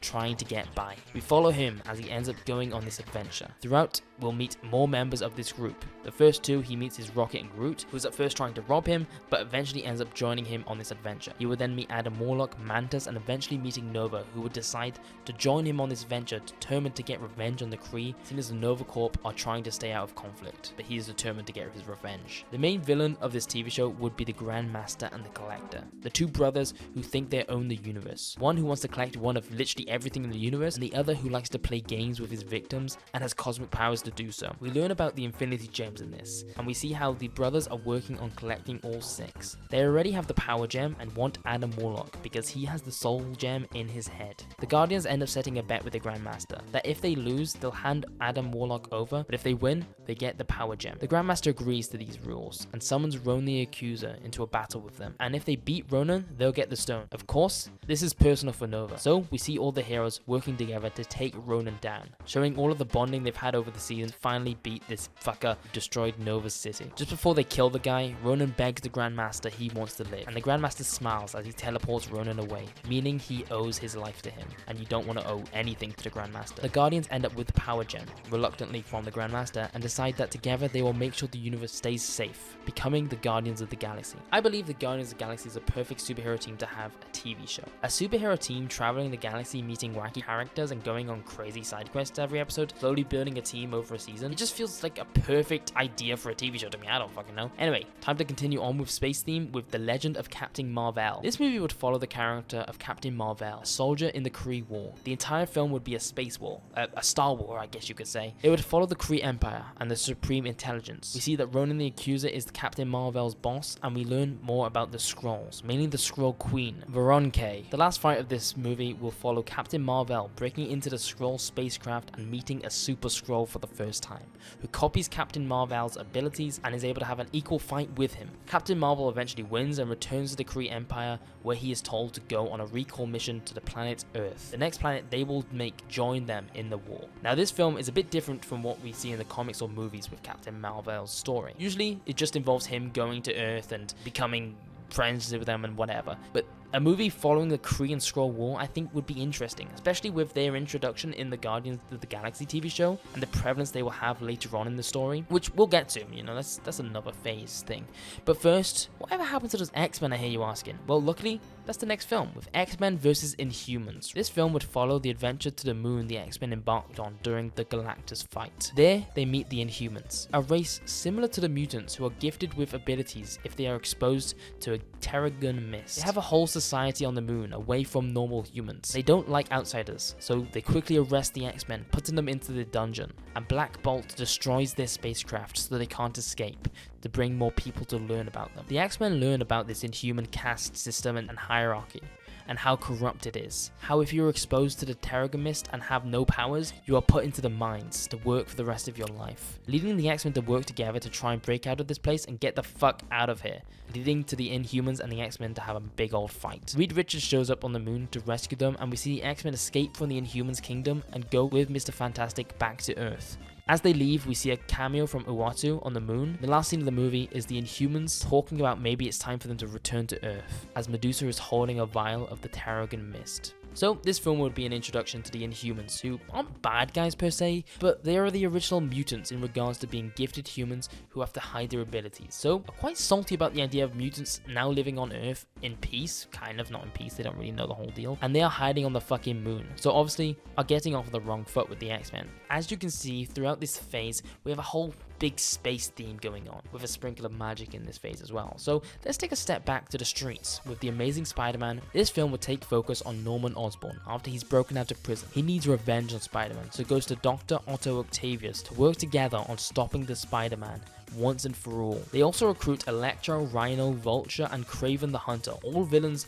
that were in prison together after Spider-Man beat them, and together they form the Sinister Six, who go after Spider-Man. Well, the 5 of them do. Green Goblin doesn't show up for some reason. We'll learn about that in a sec. Anyways, these 5 villains set a trap for Spider-Man with a small corner shop robbery. Spider-Man shows up making his quippy jokes like usual. When Doc Ock grabs Spider-Man with his metal arms, we get a big fight with all 5 of them against Spider-Man. But this Spider-Man is stronger than ever and doesn't give up. He knows he's beaten them all before, so he can do it again. He slowly takes out one after another, with each punch getting more and more out of breath, till eventually all 5 villains are taken out. Then he gets a call from Gwen, which he picks up, and on the other end is Norman Osborn, saying to Peter that he's lost, as Spider-Man swings as fast as he can to Gwen's apartment, where he sees the Green Goblin holding Gwen by the throat. He tells Peter it's over. He killed Norman Osborn that day. Now he has to kill something back. As Gwen stares Peter in the eyes, crying, the Green Goblin flies in the air towards the Brooklyn Bridge. Spider-Man swings as fast as he can after them, trying to catch up, but the Green Goblin is just too fast. As he reaches the top of the bridge, Spider-Man swings in front of them, the Green Goblin laughing, as he tells Peter to take one last look at the love of his life, as he throws Gwen off the side of the bridge towards the road below. Peter quickly jumps over, shooting his web to try and catch her, and, well, you know where this goes. She breaks her neck from the force, killing her instantly. Peter lands, begging her not to be dead, begging her to wake up, but it's too late. She's gone. He slowly lowers her body to the ground, and we see his tears of sadness quickly turn into tears of anger as he swings back towards the Green Goblin, beating the shit into him. The Green Goblin laughing that now he's back. Now Peter's rage is back. All it took was some random blonde to die. Spider-Man punches him over and over and over again. We see as every time Spider-Man raises his fist, life slowly leaving Norman's eyes. But each time Spider-Man punches him in the face, Spider-Man sobs as he stops punching him and screams in pain, unable to kill him, not letting himself to go to his level. Norman spits out blood, telling Peter he's weak, as Norman grabs a pumpkin bomb from his pocket secretly, presses the button on the top, igniting it. Spider-Man quickly reacts with his Spidey sense, jumping back as Norman laughs and blows the bridge up with him in the explosion, leaving Spider-Man to quickly save the civilians from the rubble falling from the bridge collapsing. And after everyone is safe, we see Spider-Man swing back to Gwen's body, his mask off and crying. The movie ends with Gwen's funeral. We see Mary Jane there supporting Peter. Of course, Captain Stacy makes a speech blaming Spider-Man for her death, leading to Peter having to leave from the guilt. We see Spider-Man at home at the end of the film, putting his suit away, giving up the title of Spider-Man. We then get a post-credit scene of Harry, after his father's death, sitting in his lab, staring in the mirror at himself, when suddenly Norman walked in through a door and sits down next to Harry, telling him he was wrong to say all those things. He isn't disappointed in his son, far from it. He's all a father could ever ask for, and he knows that his son will finish the job that he started. He will kill Peter Parker. As we pan over to the mirror, seeing that there is no one next to Harry, implying that he's starting to hear the voices in his head like Norman had. So of course, this film is following both plotlines of the Sinister Six and the death of Gwen Stacy. All of the Spider-Man movies had been leading to this, introducing the Sinister Six members and of course showing how much of Gwen and Peter's relationship is important to them and how strong and how close they've gotten together, especially with the TV show, which would deepen all of that. I knew I wanted that TV show to happen before the movie to help show the relationship between these two even more, making her death hit even harder. Anyways, let's take a little break with our first real R-rated TV show in Blade. This show would follow the story of Blade, the vampire slayer, hunting down the vampire Morbius. Throughout this show, we'll get to see more of the horror and dark side of the Marvel Universe, meeting characters like Man-Thing, Werewolf by Night, and Alyssa Bloodstone, all expanding the lore of the dark and mythical side of the universe, even one episode having Blade team up with Johnny Blaze, the Ghost Rider. While it's a Blade TV show, I think it's a great opportunity to show all of these characters in the universe, and it will just make the show even more peak, you know, why would you bitch about that? Anyways, the show would end with Blade setting his sight on the Vampire King Dracula after killing Morbius. So yeah, I basically summed it up already,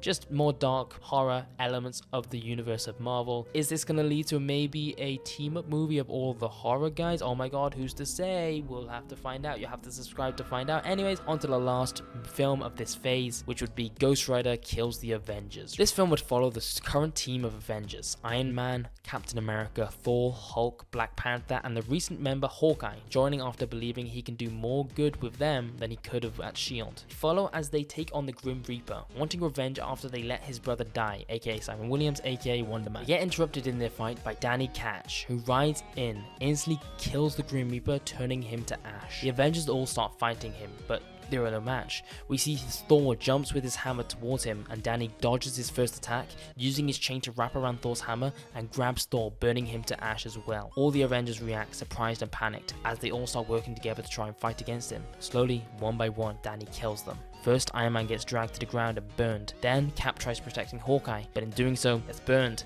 and the Black Panther is able to dodge for a while, but eventually he too gets burned. Then the Hulk is able to fight it back for a second, slowly burning as he screams, leaving just Hawkeye, who doesn't back out, still putting up a fight even though all of the Avengers who are stronger than him are already gone. Danny takes his chain out and slashes Hawkeye, and we get a POV shot following him getting transported to Hell, and we see the Avengers are all trapped in Hell. Hawkeye relieved, shouting that they're all alive, but Thor tells him not to celebrate too early. They seem to be in the underworld. And as you can tell, this movie would just be the Avengers in Hell. Now, if you don't think that would be a fun movie, you gotta get an imagination. The movie's B-plot would be about Johnny Blaze, the real Ghost Rider, working on trying to get the Avengers out of Hell after his brother brought them all there unjustly. And we see Mephisto and the Avengers come face to face, learning how Mephisto's whole deal is corrupting souls and making deals with people. And when people have hope and faith, these souls are harder to corrupt. So he has to get rid of all the heroes of the mortal plane to fix that. The movie would end with the Avengers working with Johnny Blaze fighting Danny Ketch to get back out of Hell. Now, this movie would be a smaller scale Avengers film, yes, but is that a bad thing? While Avengers films in the real MCU are now only left for the end of the universe events nowadays, I don't think they should be. The big event movies will still be an Avengers film in my pictures, but smaller scaled Avengers films don't make these movies any less important. It gives time to show all of our characters in the Avengers interacting and being a team, going on different adventures together, just making you fall more in love with these characters and their stories. Also letting the Avengers team change now and again between different films, letting Hawkeye have a moment in the spotlight, letting maybe Black Widow join later on, maybe, I don't know, letting Wanda join in some, Wanda not be in some, and so on. Anyways, that's my phase 3 pitch. So let's not waste any time, let's get straight onto my phase 4 pitch, starting with X-Men The Lost Team. This film will take place during the X-Men's trip to space. So when Professor X hears of Mr. Sinister kidnapping mutants and experimenting on them, he has no choice but to put together a team of new X-Men members consisting of Havoc and Vulcan, both Cyclops' brothers, Banshee, Petra, Sway, and Morph. All of these guys are overconfident due to them being called the X-Men by Professor X, so they go in guns blazing. Sadly, Mr. Sinister isn't exactly one to back down from fight. In fact, he knew they were coming due to some spies he already has in Xavier's school, and was ready for all of them. They put up a fight for their lives, but in the end, Mr. Sinister was able to kill every single one of them except Havoc, who is able to make a run for it, after losing everyone in his team, including one of his brothers. Mr. Sinister lets him leave to install fear in Professor X, to get the story of how he brutally murdered all of the X-Men team. When Havoc gets back to Professor X, he tells him everything, and Havoc screams at Professor X. Because of him, his brother's now dead, as well as everyone else he became became friends with, and Professor X realizes this feeling will also be mutual with Cyclops as soon as he arrives back home. So Professor X makes the decision to wipe Havoc's memory, completely forgetting the team ever existed. His brother completely gone from his memory as well. The movie would end with the real X-Men team arriving, and as soon as they do, we see Cyclops grabbing his head as his memories of his brother Vulcan are completely wiped. Now this type of movie is something I'd love to see more of when Marvel is feeling more risky with its movies. A film where we meet a ragtag team of kids who go to face a threat bigger than them and in turn they fucking die. It would also help show some of the bad qualities of Professor X, because he isn't a perfect dude. He's at the end of the day making a team of kids go fight these supernatural beings that are beyond their capabilities. Anyways, on to the next film with Wolverine versus the Hulk. Continuing the movies of the Hulk just fighting all of our favorite heroes, this film would follow Wolverine as he hunts down his mortal enemy Sabretooth. But their fight gets interrupted by the villain Wendigo. So yes, this film would have a snowy setting, which is pretty peak. We then cut to Bruce Banner as we follow his story. He was using his equipment in the Avengers headquarters to locate and track down villains that need the Hulk to take down. And it just so happens that he is now hunting down the Wendigo. So we follow as he hunts down the Wendigo and has a one-on-one fight with him before it makes a run for it, and it runs into Wolverine, catching us up on both ends of the story. Wolverine and Hulk would work together to fight the Wendigo, but throughout are always getting in each other's way, ending up with Wolverine losing his temper with the Hulk, causing the Hulk to crash out, and they also start fighting as well. The film would end with Hulk ripping Wolverine in half before throwing him to the side and storming off. Basically, this film is just a movie of all these big strong heroes and villains fighting each other. Just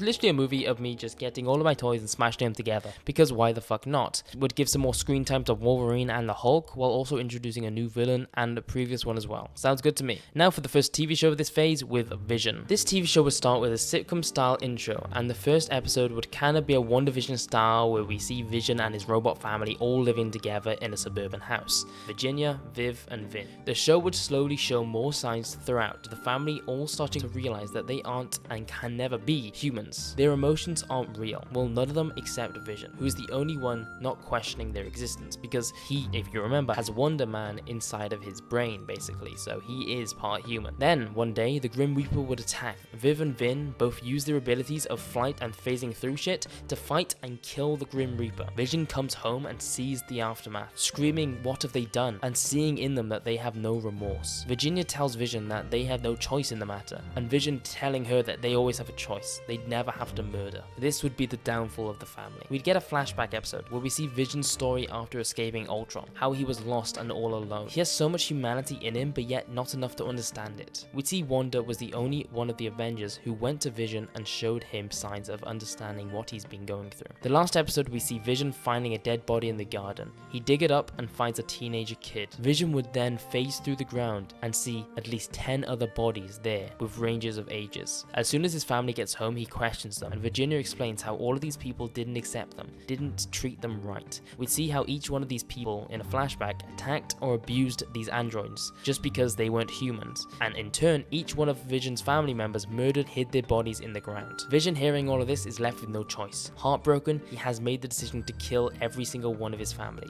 and Virginia dying in his arms would question all of this, asking she's only done what she was programmed to do, leaving Vision just staring as she dies. The last scene of the show, we'd see Wanda showing up to Vision burying their bodies, comforting him, and Vision would tell Wanda how the worst part of all of this is that he can't even cry over his entire family dying. Now this show I think is an interesting perspective on the idea of these androids and how they work. Virginia and these kids' deaths is sad because they don't have any human in them, so when they are attacked by the Grim Reaper, the Ultron programming in them, left from Vision making them, tells them to just kill them to make the streets safer for their families, and they just can't help. They're programmed to do that. They don't understand anything else but that. Anyways, next film, Iron Man and the Yellow Jacket. This film would basically be the plot of Earth's Mightiest Heroes. Basically, to sum it up, the film would feature Iron Man, Wasp, and Goliath all working to hunt down a vigilante who's seemingly killing all the villains that are loose and escaped, including villains like MODOK, Whirlwind, Egghead, and Absorbing Man. They track down a guy named Yellow Jacket. After fighting with him, Wasp figures out that Yellow Jacket is in fact Hank Pym, who's kinda lost it after the whole Ultron incident. Now, Tony assumes is killing all of the villains, and they have a big fight, where Yellow Jacket reveals no, he isn't actually killing the villains, he's just shrinking them down super small so they are imprisoned forever and just can't escape because they are the size of a molecule. They try and help Hank because he seems to have gone a little crazy, ending with them all fighting and eventually restraining him, sending him to get the help help he needs. Very basic summary, I know, but just go watch season 2 episode 18 of Earth's Mightiest Heroes if you want to get a deeper description of the plot. Anyways, next film, Captain Marvel, Man from the Sky. This would be the sequel film for Captain Marvel, where we see him go to Earth and fall in love with its culture. He'd meet a woman named Carol Danvers, who helps show him around and make him realize that he doesn't want to help the Kree take over the Earth. In fact, he wants to do the opposite. So he would first go to the Skrulls and apologize to them, begging them to understand he wants this war to be over no matter what it takes. The Skrull Queen takes a liking to him, and we see them almost have a flirty back and forth with each other. But word of Marvel's betrayal makes its way to the Kree Empire, leading to Ronan the Accuser to take it upon himself to take over Earth. He takes a small armada with him to invade, but Captain Marvel is the first one there to the scene, flying through the Kree battleships, killing them all. Ronan notices Carol Danvers and goes in for the attack, sending the explosion device at her, and Captain Marvel is just there in time to shield her from it. And he turns to Ronan, and they have a one-on-one, leading to Marvel killing him, defending the Earth from the Kree. And we get a cameo from Captain America, who shows up just a second too late, seeing what Marvel has done and offers him a spot on the Avengers. He declines, saying he is needed across the universe to stop the Kree Empire, not just on Earth. But this leaves him known as a hero on Earth. We get a post-credit scene of Carol waking up in a sweat from a nightmare, and as she looks around, she realizes that she's flying, showing us that the radiation from the Kree's attacks gave her powers. I think I've said it all, basically pretty peak, I know. Anyways, next film, Black Panther, King of Atlantis. This film would follow Namor, discovering Wakanda and becoming interested in their technology, wanting it for himself and all the people of Atlantis. Black Panther, of course, not interested in handing it out, defends his country, leading to Namor declaring war. A big fight between the two nations leads to Namor flooding the city of Wakanda and killing T'Challa's mother. Of course, Black Panther isn't a big fan of his mum dying, so beats Namor to a pulp and throws him in a cell in Wakanda, and the people of Atlantis surrender with their leader now gone. Just a classic fight between these two guys, you know what they're like, fucking rapscallions, they're always at each other's throats. Anyways, next TV show, Heroes for Hire. This show would follow Luke Cage and Iron Fist being two buddies looking for work in New York, sending in their superhero abilities for money. Business isn't doing too great, and one thing leads to another where they end up getting hired by Typhoid Mary, who asks them to kill someone for her, a guy named Daredevil. They don't love the idea of killing Daredevil, but the paycheck is more than they've ever been made in their lives, so they take it. But after locating Daredevil, they start second guessing themselves. Daredevil, misunderstanding, attacks first, leading to them all having a big scrap before all chilling out. And Daredevil explains who Typhoid Mary is and how she's the leader of the organization, The Hand. Daredevil asks for their help in taking her down, and they ask how much. He, of course, shakes his head and leaves because he ain't paying them for that. Luke and Danny later discuss this, leading to them helping Daredevil out for free. It's good marketing after all. And they team up with Daredevil and Elektra to fight Typhoid Mary and The Hand, taking them down for now. In the show as well, we'd see them get hired to kill the Punisher and failing at that as well. They're not too good at the jobs. We also see that Luke Cage has a little fling with a lady named Jessica Jones. Anyways, we're halfway through at this point of all these movies and TV shows. I know, I'm never gonna stop yapping. But if you've already made it this far, I appreciate it if you took the time to subscribe if you haven't already. This video took forever, and all the things people ask for on YouTube are free to do, like, you know, liking and subscribing. All of that helps me out a bunch. Also, if you're on mobile, feel free to hype the video as well. I appreciate that. And you know what? I'll cut you a deal. If this video gets to 10,000 likes, which is a ridiculous amount, I'll make whatever video the top comment says, whether it be a DC pitch of all the movies I'd make if I had all the rights, or a stupid ass what if idea that you have, or even more phases of this pitch I do, like if you want me to go to phase 8, 9, 10, whatever it is, I'll do it. 10,000 likes. I'll never hit that number, so I don't care what it says because I'm never gonna hit that, but 10,000, that's all you need. Anyways, next movie, Fantastic Four Skrull War. This film is a pretty basic premise. Fantastic Four, after Galactus attacked, are quite scared that another alien might come back to Earth, and after the attack with the Kree, they're even more scared. So they have been watching space like a hawk. Reed, getting lost in his work, finally notices a spacecraft circling the Earth and decides that they are waiting for them to attack first, and goes to the spacecraft, finding out it's a Skrull ship, and inside a bunch of Skrulls watching and studying the planet. Mr. Fantastic is not a fan of this and is ready to tear this place apart. The Fantastic Four all get split up while fighting the Skrulls, and they all meet back back up to see the Skrulls' most recent experiment, the Super Skrull, able to copy a hero's abilities without taking the fall. The Super Skrull quickly knocks Sue out, leaving the Thing, Human Torch, and Mr. Fantastic all to work together to fight someone who has all of their powers at once. The movie would end with the Fantastic Four beating him and escaping the spacecraft, and seeing the Skrull spacecraft leaving the Earth's atmosphere, making Mr. Fantastic think he's won. Then we see a post-credit scene where we see the Invisible Woman locked up and being studied still on the Skrull spacecraft. Now, we really are introducing these Skrulls. I wonder what this could lead to. Maybe Ultron, I don't know. Anyways, next film, The Avengers Inhumanity. This film would follow the Inhumans coming back to Earth after evacuating the moon, and we see Black Bolt's plan to let out a shit ton of Terrigenesis in the middle of New York, making anyone that's Inhuman unlock their powers and any human die. The Avengers quickly turn up to stop this shit, and a big old fight commences. Iron Man focusing on deactivating the Terrigenesis. Meanwhile, we see Cap and Black Bolt fighting one-on-one, and Black Bolt suddenly gets the better of Cap and whispers in his ear, "This world is ours." Cap is confused because he thought every time this guy spoke, he made a crater or something, but he just spoke to him like normal, and we see Cap get knocked out and dragged away. The Terrigenesis is then activated, and Iron Man quickly activates backup suits of armor to save people on the streets, while Thor makes a whirlwind, creating the mist cloud to go into space. But the Terrigenesis is able to infect around 1,000 people. We see hundreds die, including a bunch of SHIELD agents, except for one named Daisy Johnson. And we also see a young girl also survive by the name of Kamala Khan. The Avengers eventually arrest all of the Inhumans and find Cap beaten and bruised, chained up somewhere. Now, am I making the Inhumans just bad guys over and over again? Yes, but there is a deeper reason to this. Maybe,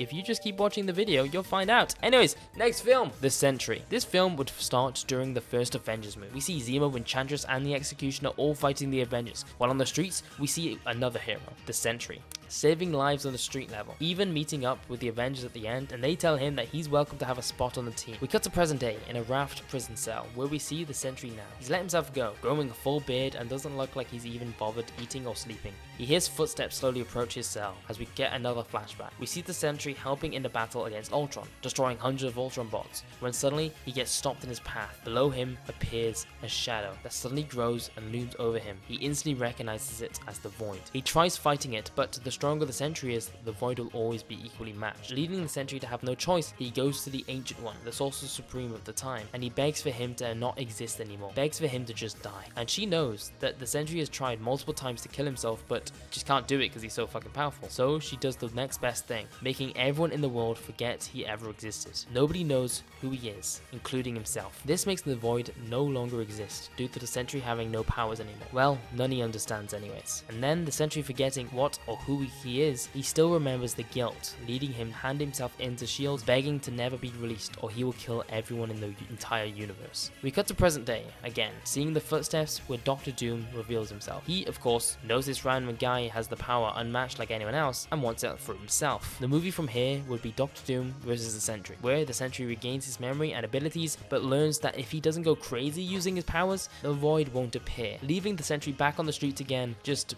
a bit more wary on how much power he's using. So yeah, pretty simple film, pretty simple premise. The Sentry's a pretty cool character that, kind of has a depressing backstory, so a film going into that is kind of interesting. But I know what you're thinking the entire time you heard me pitching that. What is my boy Nick Fury up to in all of this? Well, good news for you, because the next TV show is S.H.I.E.L.D. Season 2. This season would follow the aftermath of the Inhumans Terrigenesis incident, and focus on Daisy Johnson, aka Quake, and the main villain of the season would be Graviton, being an overarching villain for them throughout the season. One episode, Hawkeye and Black Widow would team up with Daredevil and Elektra to take down Bullseye, who's broken out of prison, that cheeky boy. But Bullseye is out for revenge and ends up killing Elektra. Daredevil, freaking out over this, beats the shit into Bullseye before Hawkeye calls Daredevil back, and he sees Elektra's dead body turned into a Skrull. But they have no clue what the fuck a Skrull is, so they just think this is all sorts of weird. They take her dead body to S.H.I.E.L.D. HQ, and Nick Fury calls Tony and Reed asking them for help, leaving a cliffhanger we'll catch up on later. TV shows like S.H.I.E.L.D. are a good way to help grow the universe I'm trying to create. Them dealing with the aftermath of big movie events help show how these movies affected the characters living through it. Also, more Skrulls. Maybe this is leading to like Secret Wars or something. Anyways, the last film in this phase is The Midnight Suns. This film would follow Doctor Strange hunting down the Darkhold because that shit be causing him some trouble, with dark sorcerers constantly popping up saying that they learned their shit from it. So he creates a team to help him out. Blade, Alyssa Bloodstone, Moon Knight, Ghost Rider, Man-Thing, and Werewolf by Night. All people who have also been affected by the Darkhold's magic. So they work together to hunt down Thor, the author of the Darkhold, and work together to take him down. Big magic fight and lots of action, and in the end, they win, killing that boy, sending him to hell through Ghost Rider. But as they search for the Darkhold, they can't find it. That's when we see Wanda stole that shit and is reading it like it's 50 Shades of Grey. Now, with this film, I didn't want to make any Avengers team of these guys. The movie's called The Midnight Suns, but these guys just sort of team up to deal with this big threat, and then they go in their separate ways for now. Will they ever team up again? Maybe. What does Wanda want with the Darkhold? Well, we gotta get to Phase 5 for that. Luckily, that's right now, starting Phase 5 with Thor Ragnarok. This film would take place solely on Asgard. It would follow Loki finally breaking out of prison on Asgard, getting the Enchantress and the Executioner out as well, and the three of them work together to bring back Surtur, a mythical being who is constant threat upon Asgard. We get the introduction to Beta Ray Bill in this film as well. Surtur rises and uses the Eternal Flame and connects it with his Twilight Sword to unlock his true powers. Thor, Beta Ray Bill, his Warriors 3, Balder the Brave, and Lady Sif all work together to evacuate the city, while Odin tries fighting Surtur, but he is too strong. Surtur kills Odin, leaving Loki to regret his decision, and works with Thor and Balder the Brave try and kill Surtur. During this, Enchantress and the Executioner escape while the chaos ensues. Thor realizes that they are losing, so he's left with no choice but to let Asgard burn, and to let Surtur burn with it. Volstagg of the Warriors 3 dies during this battle defending Asgard. Loki seemingly dies, and Balder the Brave does die, leading to Thor destroying the Loom of Fate, not letting what's written to happen decide their fates anymore. And he works with the Heimdall to send everyone from Asgard left alive to Midgard. As Thor looks on at Surtur, who succeeded in destroying Asgard, he tells Heimdall to escape as well, but Heimdall refuses, sacrificing himself to make sure Thor lives to rule over the new Asgard. So this film basically just is the destruction of Asgard, and we see Thor lose his family as well in it, leading to him to be at a pretty big low point. He just lost both his brothers, two of his friends, and his dad. Anyways, on to another depressing thing with the first TV show of Phase 5, Daredevil Season 3. This season, we would see Daredevil give up on his life of,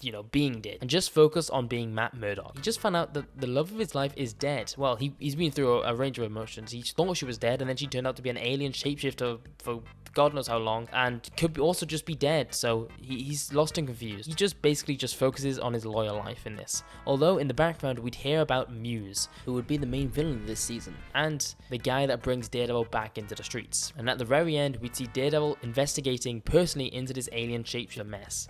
So yeah, season 2 of my Daredevil focused on him being Daredevil. With this one I wanted to switch it to the opposite, focusing him being a lawyer. Anyways, on to the first big film of this phase with Secret Invasion. This film's main character would be Hawkeye, after he found out about Skrulls in S.H.I.E.L.D. Season 2. He is the main investigator into this, going around the X-Men, Avengers, and the Fantastic Four, interrogating all of them and asking for their help to keep an eye out for this Skrull invasion. Throughout, he is working with Mockingbird in the investigation. We see a subplot in this film as well, with the smart fuckers in a universe working together to try and figure out a way to solve the Skrull problem. Tony Stark, Reed Richards, Professor X, and Yellow Jacket. They have Elektra's body and are testing a whole bunch of shit on their blood. The movie would end with Hawkeye and Mockingbird looking at the evidence they've gathered, and Hawkeye realizes something. As he goes to attack Mockingbird, they have a fight, when it's revealed that she was a Skrull the whole time, and he has to kill someone who looks exactly like the woman he loves. Then a news report goes out, and we see that all of the leaders of the world all reveal that the world is now theirs, as we see Skrulls have already infiltrated all the governments and world leaders. Then in the post-credit scene, we see Captain America wake up in a Skrull prison, and he looks around, seeing Sue Storm, Mockingbird, Elektra, and we see there's loads of other people that we just don't get to see the faces of yet. Now this film wouldn't be a massive action movie, because I feel Secret Invasion plotline needs two different sides to it. Confusion and investigation, as well as big action, and we will get the action in Fantastic Four Skrull Invasion. The movie would start with Reed Richards and Yellow Jacket working on the Skrull blood sample, when Reed figures a way to scan the blood of a person without taking a sample. This way they can differentiate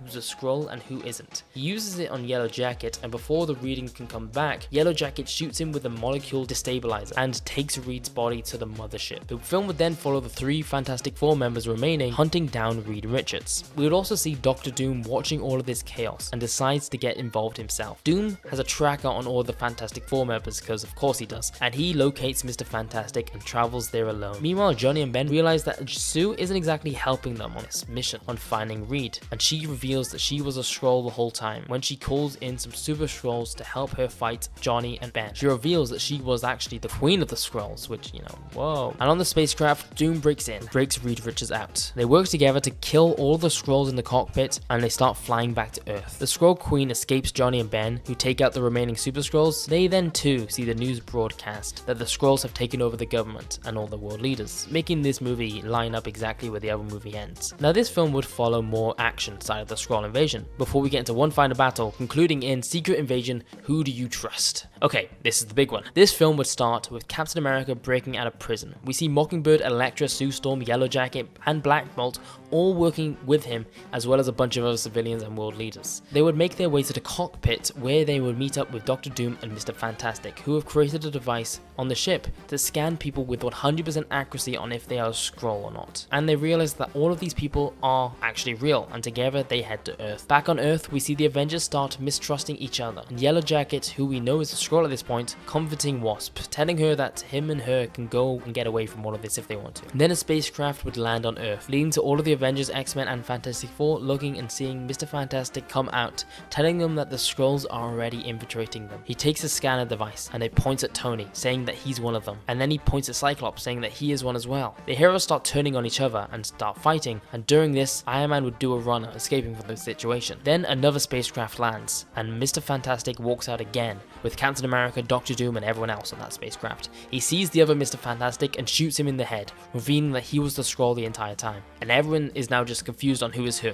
Mr. Fantastic would activate a device that he created with Dr. Doom, which would force all of the Skrulls to reveal their true forms. Reed then tells everyone that if they are green, they are obviously aliens. So we get a fight between the Avengers, X-Men, Fantastic Four, and all of the Skrulls that were hiding amongst them the whole time. We cut to Tony back at Stark Industries. He's confused because he just got told that he was an alien, but this can't be true, can it? During his studies on Elektra's Skrull dead body, he found out that all of the memories and personality comes when a Skrull turns into someone, so maybe he is an alien and just can't remember it. We see Tony is constantly drinking throughout. He is like just an alcoholic at this point, and Pepper Potts would come in trying to comfort him, telling him that he is a Skrull and that's nothing to be scared of. This causes him to be even more confused than ever. Now the rest of the film would be a big ass war between our heroes and a bunch of super Skrulls, who are now just giving up on being a secret. We see Wasp suddenly grow massive, which she doesn't normally do anyway, so she's like, what the fuck's going on? And then her skin starts to burn. Captain Marvel and the real Yellowjacket hear from a Skrull that was disguised as Yellowjacket that he put a bomb inside of her, making her a literal nuke that grows exponentially. Captain Marvel looks around and sighs as he flies, grabbing Wasp and apologizes to her as he flies her with him into space, and she blows up, killing herself and Captain Marvel. We see Pepper Potts see this and start crying as Tony looks and shoots her in the side, and she turns back into the Skrull Queen. We see the Skrull version of Black Bolt, who's in Prison 42 at this point, turn into Reed Richards, opening Prison 42 and letting all of the villains out, just causing more chaos. Iron Man is ready to kill the Skrull Queen when she begs him to wait. She will call off the entire war right here, right now, if he spares her life. He doesn't believe her at first, but she reveals that the person she loved just sacrificed herself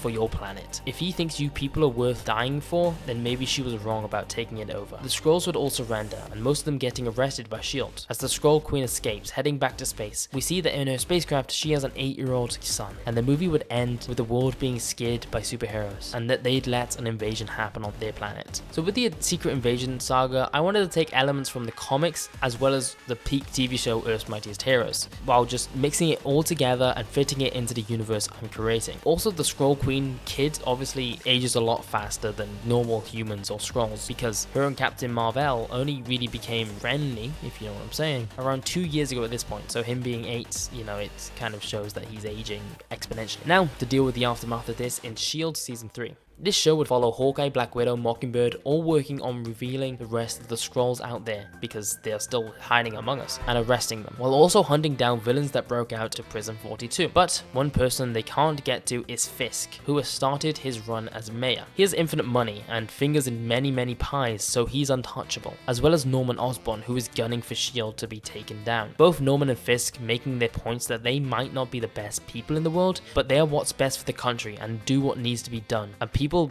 they like that. The season would end with S.H.I.E.L.D. having to be disbanded from the chaos. Now, this show again just expands the world and lore after the aftermath of Secret Invasion, while also showing us the mistrust in heroes even more, which I'm sure couldn't lead to anything bad happening very, very soon, like a fight between our heroes or something. Anyway, next film, Guardians of the Galaxy: The Black Order. This film would follow the Black Order hunting down the Infinity Gems and the Guardians of the Galaxy working against them. Main plot being the Guardians protecting Pip the Troll, who possesses the Space Gem. We also see Gamora turn against her father in this film and joining the Guardians of the Galaxy. We see a post-credit scene in this film where Pip the Troll gets killed by the Collector, and we see the Runner take the Space Gem himself. So the entire plot of the movie was pointless because people are always after those goddamn Infinity Gems. This is also the first real introduction to Thanos, with seeing his goons as the main villains, and the introduction of him wanting to collect all of the Infinity Gems for something we don't know yet. Well, as a viewer, you know what it is, but as a,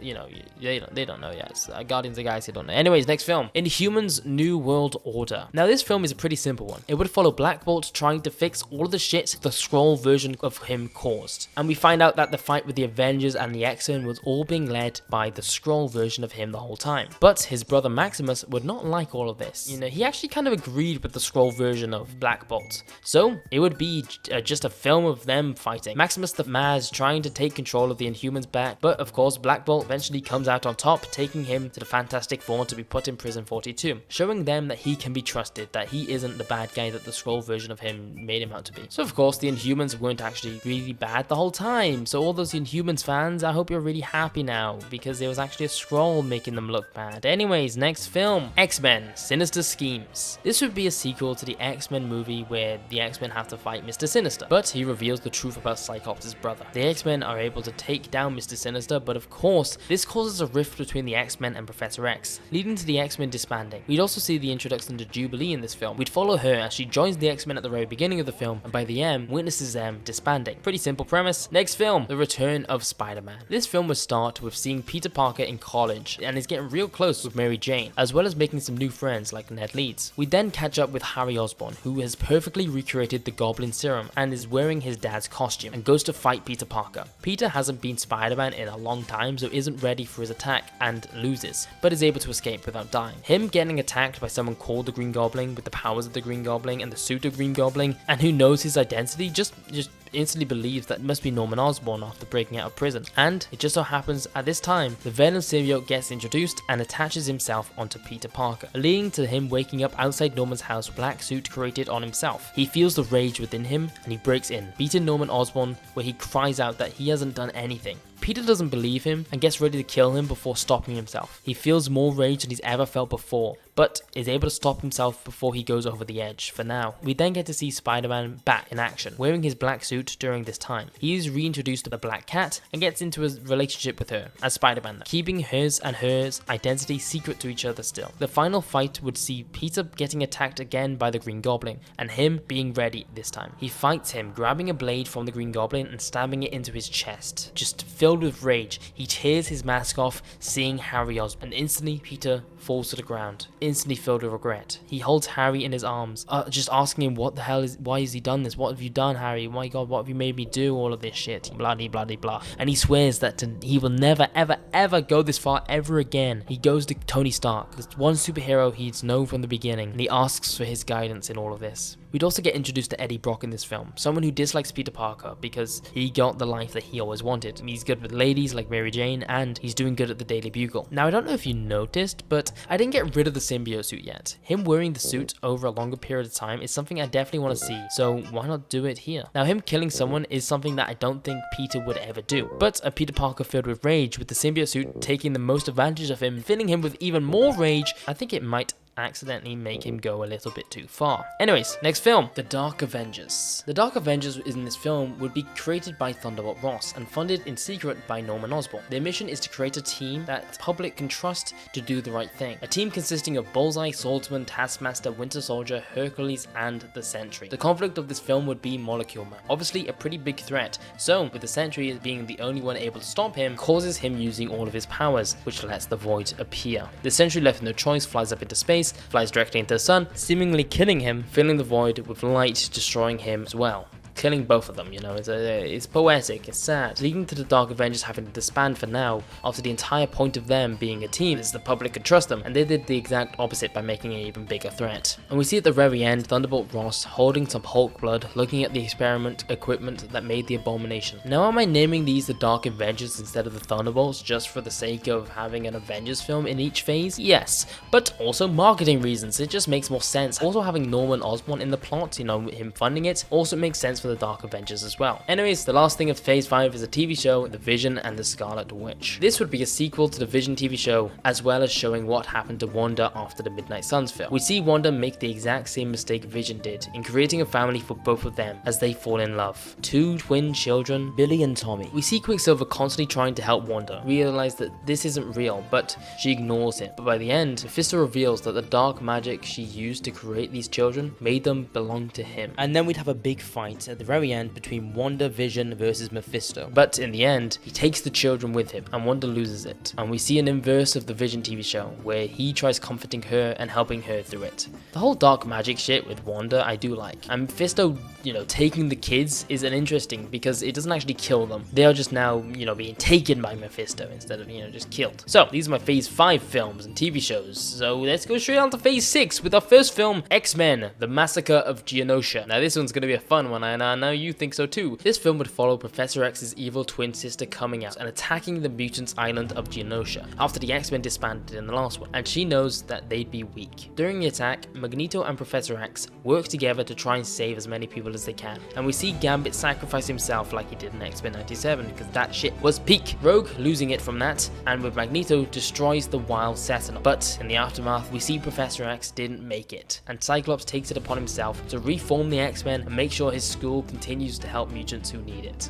We then get a post-credit scene where we see Apocalypse walk up to the remains of Gambit and smiles, as we see 3 people in the shade behind him, not knowing their identities yet. I'm gonna be real, the X-Men and mutants each film are just having an awful time, and the next one for them is even worse, if you couldn't tell already from this post-credit scene. Anyways, the first TV show phase 6 is Daredevil Season 4. This season would follow Daredevil and Elektra reuniting after she was kidnapped by the Skrulls. Daredevil trying to deal with the whole Fisk running for mayor situation, although, like I mentioned before, he has a lot of power and fingers in pies, so Daredevil just can't go in throwing fists without him being seen as the bad guy. The other villain of this season would be the Jester, and by the end of the season, Fisk would successfully become the mayor of New York City. Elektra and Daredevil's relationship is something we haven't seen enough in the MCU, so showing more of that is, you know, just peak. We need to see that shit. They are meant to be together, not Karen and Daredevil. That shit is lame. Anyways, next film, the new Captain Marvel. This film would be quite Earth-based, with the origin story of Miss Marvel. We get flashbacks throughout of Captain Marvel training her after she got her powers in the second film, and we see after he died, she took the name Captain Marvel to honor him after his death. Carla Sofin would be the villain of this film, someone who is a manipulative therapist who finds a supervillain named Moonstone and manipulates him into giving his powers up to help him not being depressed anymore. She's like, yo, this shit is the thing that's making you depressed, silly boy, you should just give up your supervillain powers. And then she steals that powers for herself, becoming the new Moonstone. Moonstone uses her powers to get rich, and Captain Marvel doesn't like that obviously, so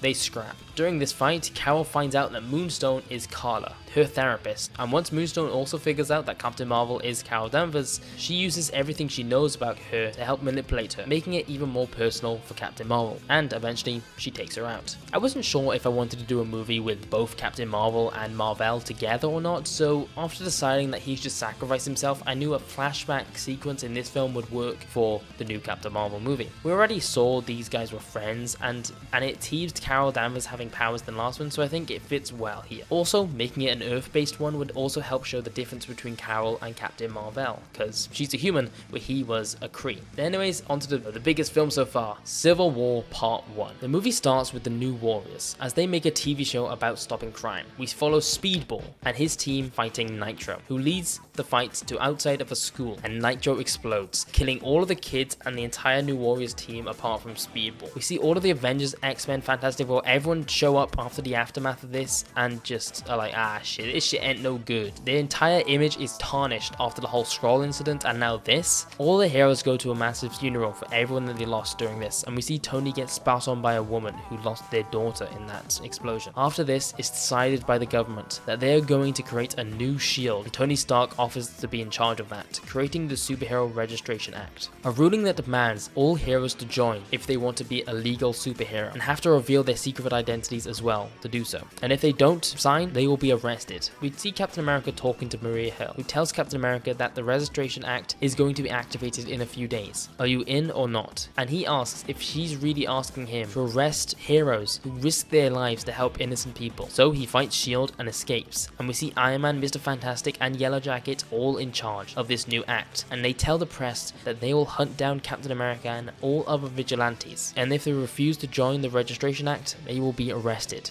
The public is confided now. They trust the new act, but the idea of Captain America, someone who's been a hero longer than most people have been alive, isn't willing to join, makes the whole thing a mess. So Tony decides to make a press conference to show the world that this Registration Act is safe and the best thing for the heroes to do. And he brings Spider-Man on stage, wearing a new Iron Spider suit, who reveals his identity to the world, revealing his name is Peter Parker. After Spider-Man reveals his identity, we see loads of people reacting to this news broadcast on TV. For example, Mary Jane just kind of confused. We see Aunt May scared. We see Norman Osborn angry. We see Kingpin smirking, and we see J. Jonah Jameson absolutely losing his shit because he hired Spider-Man this whole time. That guy's been scamming him. He's been taking photos of himself this whole time. Tony thinks this is gonna make Captain America change his mind on all this, but he hears in the news that Captain America has made his own team of superheroes to fight against this Registration Act and just ignore it and stop crimes. They call themselves the Secret Avengers. This pisses Tony off because it makes him look bad. These superheroes have made themselves a Secret Avengers team and they're fighting crimes while he's just doing marketing for his, Registration Act. So he sets up a fake signal requesting the help of the Secret Avengers, which causes Captain America and his team to show up, thinking it's a panic signal for a chemical factory explosion about to happen. But Iron Man ambushes the Secret Avengers with all of his team members. They aren't there to fight, is what Iron Man says, but Captain America doesn't like all of this. Iron Man asks if he can just talk to Captain America, and Iron Man explains the whole, Superhero Registration Act again to him. He's like, yo, trust bro, it's the best thing for us to do. And Cap's like, you know what, maybe you're right, Iron Man. And he goes to shake his hand, but as he does so, he implants an EMP onto his suit, electrocuting Iron Man, and the two teams start fighting. We see Goliath and Yellow Jacket fighting, with Daredevil taking on Black Widow and Hawkeye, with Falcon assisting it from the sky as well, with Spider-Man trying to split up the fighting, thinking this is a waste of time. They are meant to be heroes who fight villains, not each other. We focus on Iron Man and Cap fighting each other as Tony Stark takes out his rage on him. After everything he's been through, the whole Skrull thing, the Ultron thing, the last thing he wants right now is someone he thought was his friend fighting him. So he starts getting too violent, almost killing Captain America, when suddenly they all get distracted by Thor, who suddenly turns up. Tony gives one last chance to Cap, telling him that even Thor has joined his act, and we see Thor start fighting Cap's team, beating them almost to death. When Cap looks on, he knows this isn't something Thor would ever do, and it's revealed to the audience that Hank Pym and Tony created another robot together, like Ultron, but made him look identical to Thor with his powers as well, to help sway public opinion, seeing as everyone loves Thor, and he's been missing for months now. Cap's team starts escaping when the robot Thor summons a lightning bolt, piercing through Goliath, killing him. All the heroes stop in their tracks, and Yellow Jacket activates a button deactivating the Thor robot. Cap tells Tony that he's gone too far this time, as all of his team escape, and Iron Man's team starts questioning if they are really doing the right thing here, especially Spider-Man. Now this movie would mainly focus on Iron Man during this whole Civil War, and him recruiting all of his members and all that, only showing glimpses into what Captain America's been up to the entire time and what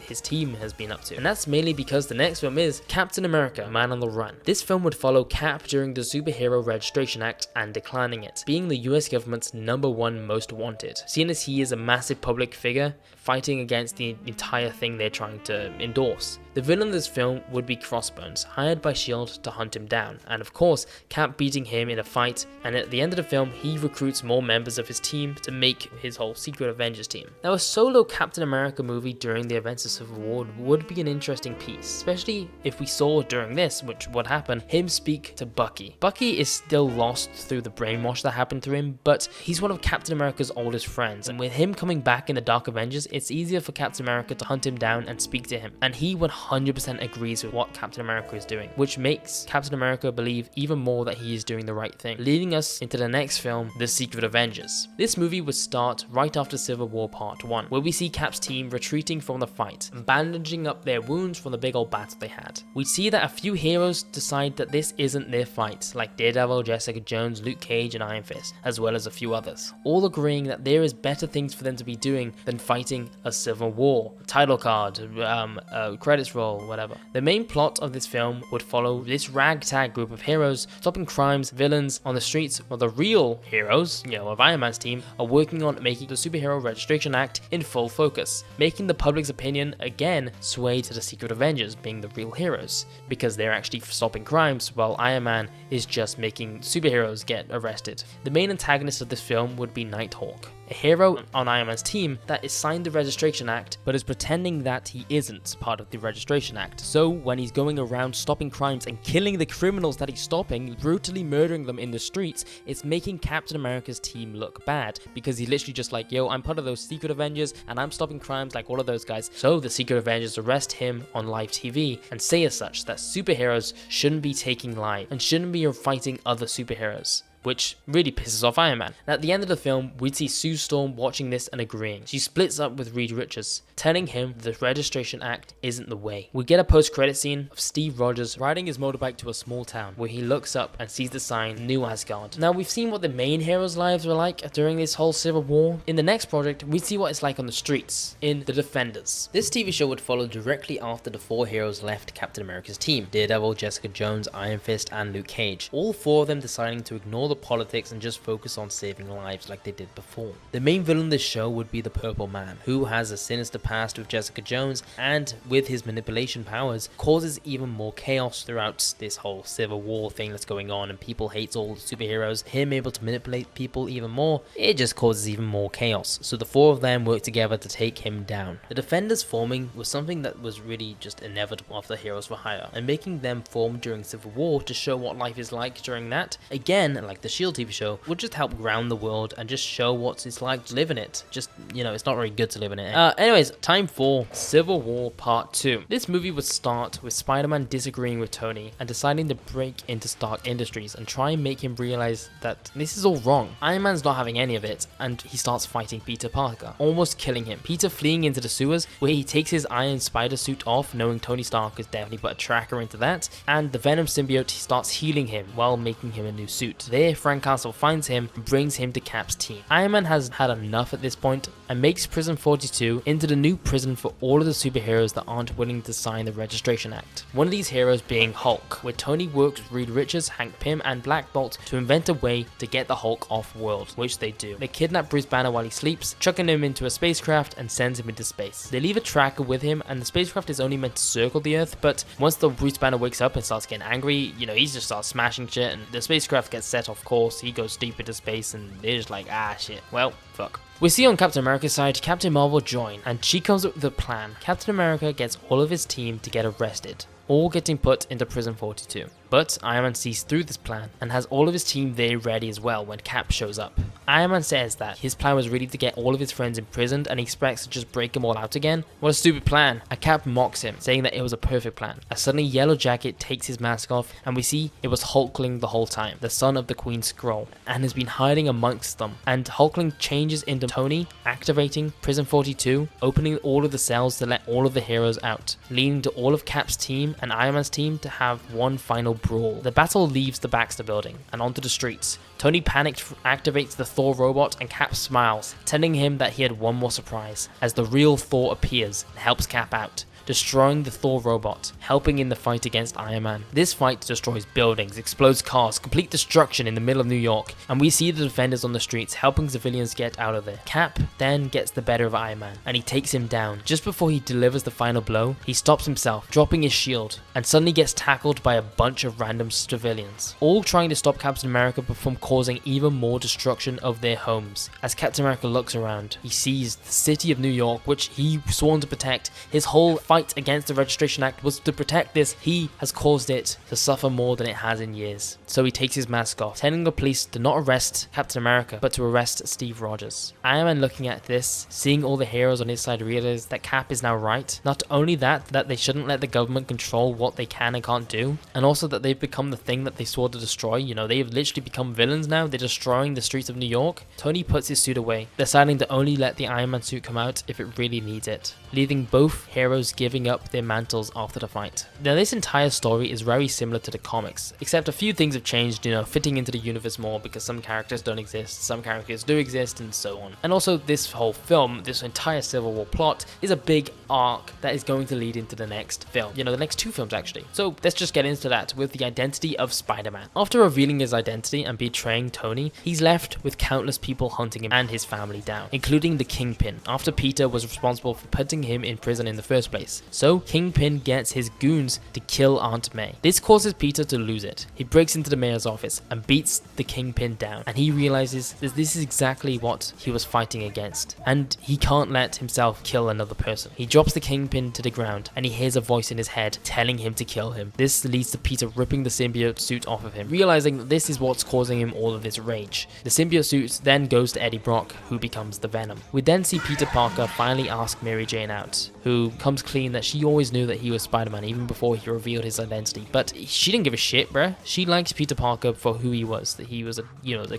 chill-ass dude. He also has to break things off with Black Cat, who doesn't actually care. She kind of liked him better when he had a black suit anyway. Then we get a final fight of the film with Venom and Spider-Man, where he beats Eddie and forces the symbiote off of him, but he loses the symbiote. He doesn't know where the fuck it went, leaving it unknown of who is going to get to next. Ooh, mysterious. Okay, so Spider-Man vs. Venom, classic Spider-Man movie, which was inevitable to happen. Making the snapping point be Peter stopping himself killing again, I think is perfect for him to realize that this symbiote is not something that's good for him. Anyways, on to the next film, the big film from Civil War's plot, World War Hulk. This film would start with the Hulk after getting sent into space and would land on a gladiator-style planet named Sakaar, where he finds a shit ton of aliens which are almost as strong as him that could actually work together to kill him if they wanted to. So Hulk decides to join forces with Bruce Banner to have the brain of Bruce and the body of the Hulk. So he rises the rank in the city, becoming the new ruler of this planet and getting a wife of his own. This, of course, leads to the ship that he was sent here on to fucking explode. The explosion destroying the entire city and killing everyone in it except the Hulk and a few other, you know, survivors that weren't near it at the time. The Hulk, seeing the explosion from the ship that his so-called friends sent him here in, kill all of his friends that he's made on this planet, including his wife and his unborn child, makes him go fucking full rage mode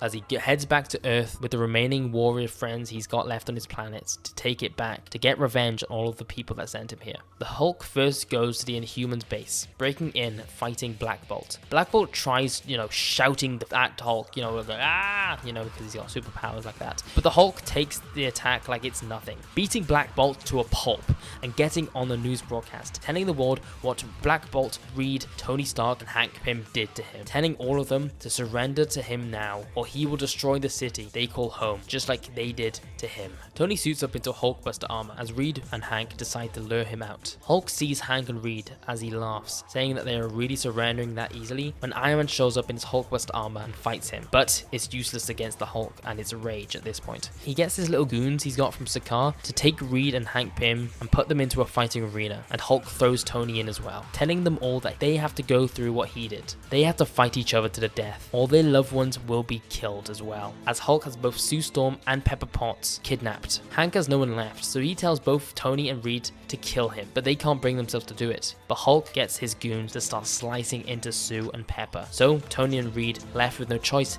take Hank Pym out, killing him, leading to the Hulk celebrating but saying only one can live. Then Thor appears. He's like, yo Hulk, you gotta stop this shit, and he starts fighting him, letting both Tony and Reed escape. Thor is able to snap the Hulk out of it just for 1 second when one of his Hulk's goons reveal that they are the reason the spacecraft exploded. One of the aliens on Sakaar didn't like how Hulk went kind of soft after he became the king of the planet. He wanted to see the rage from the Hulk again, so he decided to destroy everything he learned to love. This makes the Hulk snap just right back into his rage form. As the alien accelerates him snapping back into it, Hulk runs at him, punching him to the ground, killing him instantly, and then ripping him to shreds. Hulk huffing and puffing, ready to do all of it over again, kill everyone again. Thor walks up to him, asking the Hulk to turn back into Bruce just for one last time. The Hulk turns into Bruce, still shaking and angry. Thor puts his hand on his shoulder before knocking him out and taking him to New Asgard to help him recover. Now, making a World War Hulk movie without Hulk killing literally everyone is quite difficult, because why wouldn't he, you know? But I think the loss of Hank Pym is enough to really show the consequences of their actions. He's an OG member, you know, we've lost Wasp and Hank Pym at this point. Those are two original Avengers members. You know, these events are causing some serious damage in these superheroes' lives. And it also is kind of cool to see Hank willing to kill himself to let his two friends live, because he's just lost everything at this point. He's really at low, and now he's dead. So yeah, anyways, on to the final TV show of this phase in Guardians of the Galaxy Season 2. This one's pretty simple pitch. We see the Guardians of the Galaxy learning this about the Elders of the Universe, the Collector and the Grand Master, who they already knew, but also the other members of the Elders of the Universe, the Runner, who stole the Space Gem, the Astronomer, and the Champion. Throughout the season, these guys will constantly be hunting down the Guardians of the Galaxy to try and get the Soul Gem from them and get the Power Gem back from them, because they stole that in the first season. We learn how they already have some of the Infinity Gems already, so they're trying to collect them all, but we don't know really why everyone's trying to collect all these gems for. You know, it's making the Guardians of the Galaxy really stressed out to what these gems can be used for if they get them all. We'd also meet Drax in this season, and he would join the team, and we'd learn about his backstory, of how Thanos killed his family and this dramatic tension between him and Gamora, again teasing the Mad Titan. This season's pretty basic, so why waste any time? I mean, let's go on to the last film of this phase, X-Men Apocalypse. Okay, so this would be the Apocalypse plotline, and we learn Apocalypse's backstory, and we'd see him retrieving his 4 horsemen of the Apocalypse. The first one being Angel, you know, the first death of the X-Men team, and he turned into Archangel. The second is Iceman, another member of the X-Men who died. Then Vulcan, you know, the Lost Avengers guy that died, and then Gambit, another X-Men member that died. All 4 of them go with the Apocalypse, who wants to end all the mutants who aren't worth being alive, because they aren't strong enough. You know, Apocalypse thinks that only the worthy mutants are worth living, only the strong can live. So the X-Men team up with the Brotherhood of Mutants in this big ass fight, as well as Wanda and Vision, leading to Apocalypse killing Magneto, Quicksilver, Colossus, and Vision. The Scarlet Witch just lost everyone she loved, so she loses it, screaming that Apocalypse is wrong. The strongest mutants don't deserve to live. No mutants deserve to live. As she whispers, "No more mutants," changing all of reality around her. And the entire screen flashes white. As we fade back in, we see Wanda waking up in a bed with Vision by her side, and their 2 kids running around as well as toddlers, and we end on a shot of Wanda smiling. I know, pretty big cliffhanger to end a phase on, but the Scarlet Witch's story has led to this. The X-Men's movies has led to this. You know, it's all been combined into this final thing. The Scarlet Witch has really been just losing people over and over again. She's kind of just gone crazy and very sad, and the X-Men keep losing members, and Apocalypse has been teased the entire time, so it just makes sense for the combination of all these films just fit perfectly into this. And that's the end of my phase 6. Pretty fucking deep ass phase if you ask me. You know, Civil War happened, the X-Men just fucking died, and it can only go up from here, right? Anyway, the first movie of Phase 7 is Avengers: The Infinity Gauntlet. The movie would start telling us a brief story of who Thanos is and what he wants. He's a mad titan who yearns for the heart of Mistress Death, and his goal is simple. He wants to wipe out half the universe to impress her. So he goes around the universe to collect all of the Infinity Gems to do just that. The first thing he does is track down the Guardians of the Galaxy, where he fights them, taking them down with ease, telling Gamora how he's disappointed in her. The Guardians tried using the Power Gem against him, but he is able to avoid their attacks and get the gem for himself, where he uses its power to take the stone out of Adam Warlock's head, getting the Soul Gem. The Guardians left in ruins scammer to try and follow him before he completes his goal. We then follow Thanos to Earth, where he goes straight to the Sanctum Sanctorum, where he fights Doctor Strange, getting the Time Gem from him through the Eye of Agamotto. He then heads to the Avengers compound, where he sees Hawkeye and Black Panther are the only remaining members, who are just completely useless against him. He takes the Mind Gem from them, because they had the remains of Vision after the X-Men movie. He then heads back into space. Black Panther, after being beaten down by Thanos, gets in contact with the Fantastic Four, who uses a tracker copying the energy waves from the Infinity Gems from Earth and tracing them to space to try and locate one before Thanos does. The Fantastic Four reform after they all split up during the Civil War, and they head to space with the Inhuman team. Thanos gets to the Elders of the Universe and kills every single one of them except the Runner, who is able to escape. He gets the Reality Gem from them. Now he just needs to hunt the Runner down, who possesses the Space Gem. But the Fantastic Four get there first, and they beg the runner to either give them the stone or take it somewhere that Thanos will never find it. But the runner refuses, saying he's able to protect it, but Thanos caught up to them. And at this point, he has almost all Infinity Gems. So Thanos quickly turns the runner into a baby with the Time Gem, and the Fantastic Four tries grabbing the gem, leading to one final fight for all of reality. But with Thanos possessing 5 of the 6 Infinity Gems, he is unstoppable. And he gets his hand on the Space Gem, where he snaps his fingers, and Mr. Fantastic watches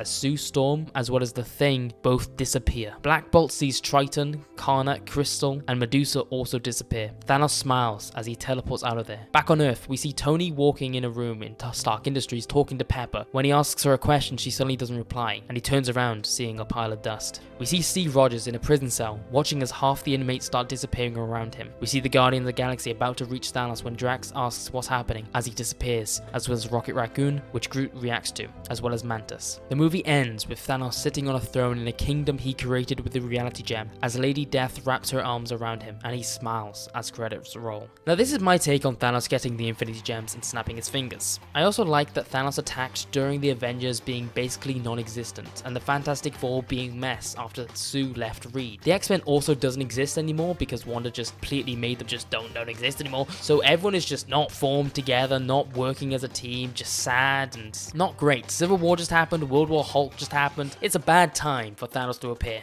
And spoilers ahead, but the entire phase will be dealing with the aftermath of this, and the heroes trying to fix it, with the first movie being Guardians of the Galaxy Aftermath. This film is pretty simple. We'd see the remaining Guardians working to bring a team together that would be strong enough to take down Thanos, after losing half of their team. Building a team consisting of Star-Lord, Gamora, Nova, Groot, Cosmo the Space Dog, Nebula, Beta Ray Bill, Major Victory, Phyla-Vell, and Silver Surfer, leading to them having to fight Galactus, who doesn't want to let his herald go. And we'd see in a post-credit scene Star-Lord working with the Enclave to bring Adam Warlock back to life. The Guardians during this feel like they are to blame for all of Thanos doing all of this, because they were, throughout all of their movies trying to protect the Infinity Gems. So this film would be a good way to show them trying to build a team to try and get revenge, and also seeing them all suffer from Thanos winning. And also lets more people join that we wouldn't normally see in the Guardians team who have been in the comics. Now onto the first TV show of this phase with Defenders Season 2. This season would start with Daredevil and Elektra in bed together when he turns to her saying "I love you" as he suddenly disappears, and Elektra getting out of bed panicked. We see the same situation basically happen with Luke Cage and Jessica Jones, with Luke Cage also disappearing. We see chaos starts in the streets after the snap, and the Defenders reform to try and calm this down. This whole season basically seeing the world after the snap and how everyone is dealing with it. Not well. And the Defenders team consists of Jessica Jones, Iron Fist, the Punisher, and Elektra, who takes up the mantle of Daredevil after everyone believes that everyone who snapped is dead forever. So everyone's really sad. The main conflict would be the Defenders taking down Fisk from being mayor, finally, and helping the streets of New York be calmer and safer again. We'd also get a cameo from Moon Knight as well, being a street level superhero, helping in all of this chaos. Throughout the phase, having this theme of new teams forming after the snap is kind of fun, and Elektra would really want revenge on Fisk, even though he's not the cause of Daredevil's death. He's the only guy she can take it out on. Anyways, next film, Spider-Man versus the Dark Avengers. So Norman Osborn kid just died. He has a team of supervillains at his disposal, and he wants revenge. What more do I really need to say? This movie would also introduce Agent Venom. We learn how Flash Thompson went to war after leaving school and lost his legs, but when he was back, he merged with Venom and he was able to control it because he isn't filled with anger, blah blah blah, you get the gist. Agent Venom joined the Dark Avengers and they all start fighting Spider-Man when he realizes, wait a second, I like Spider-Man, why am I doing this? So he actually changes sides and starts helping Spider-Man, helping him take down all the other members of the Dark Avengers, those members being Bullseye, Swordsman, the Winter Soldier, and Hercules. Not much really to say about this film, really just exploring more of the fights between Spider-Man and Norman Osborn. Anyways, next film, Captain Marvel, The Last War. This film would follow Captain Marvel working with Hulkling to try and stop the war between the Skrulls and the Kree, although it's one last final battle before they can do that. We see the Skrull Queen unwilling to do so, and Dar-Ben, the new leader of the Kree after Ronan, definitely not wanting to end this war, leading to one final war, as the title entails. The war ending with both leaders dying, leading to Hulkling becoming the new ruler of both species because he's Kree and Skrull. And there, Captain Marvel makes the site of their war to be on Thanos. and using all of their army and their soldiers to locate where he is. This film feels like a real conclusion to all of the Captain Marvel movies so far, even the Captain Marvel movies. You know, it's always been about the war between the Kree and the Skrulls, and through this movie we see Captain Marvel and Hulkling, you know, mainly Hulkling, fixing this war finally, really ending the war, because in this time of need this war is kind of useless. Anyways, big movie time in The Armor and the Shield. This one's not like a big movie, but it's more of like an emotional movie, because this film would focus on Iron Man and Captain America forgiving each other and joining back together to bring back the Avengers, making a team consisting of Captain America, Iron Man, Thor, Hulk, and Black Panther. The villain of this film being Ghost, who wants revenge, blaming them for the snap and everything else that happened, like Civil War and the Skrulls. The Avengers don't beat them by fighting, but making them realize that they aren't who they should be angry at. You know, kind of just like an emotional piece, the last hurrah before the big war for the Avengers team. And the movie being called The Armor and the Shield, I think is also poetic, because, you know, Iron Man, armor, Captain America, shield. Also a film following Captain America and Iron Man after Civil War, getting the gang back together, is something that I think would be really fucking cool. Giving them time to deal with the issues that they went through in that saga, and forgiving each other, not because they're friends again, but because they realize that there's bigger threats out there, and they are both people that can help that. And if you're wondering where Hawkeye is during this film, he's creating his own team in Thunderbolts. Now this is a TV show where we see Hawkeye recruiting all the supervillains to help fight Thanos. After fighting him one-on-one, he knows that he needs everyone he can get to join his team to take Thanos down. His team consists of Moonstone, Zemo, Shocker, Red Ghost, Abomination, Deadpool, Winter Soldier, Bullseye, Swordsman, Hercules, and Agent Venom, helping him create the team as well. The main villain being Mr. Thunderbolt himself, Thunderbolt Ross. Angry at Hawkeye, making exactly what he wanted to create, you know, the Dark Avengers, but he made it so much better, and losing control over his anger and revealing he is the Red Hulk. He went through the whole program at the end of the Dark Avengers where he made himself the Red Hulk. Yeah.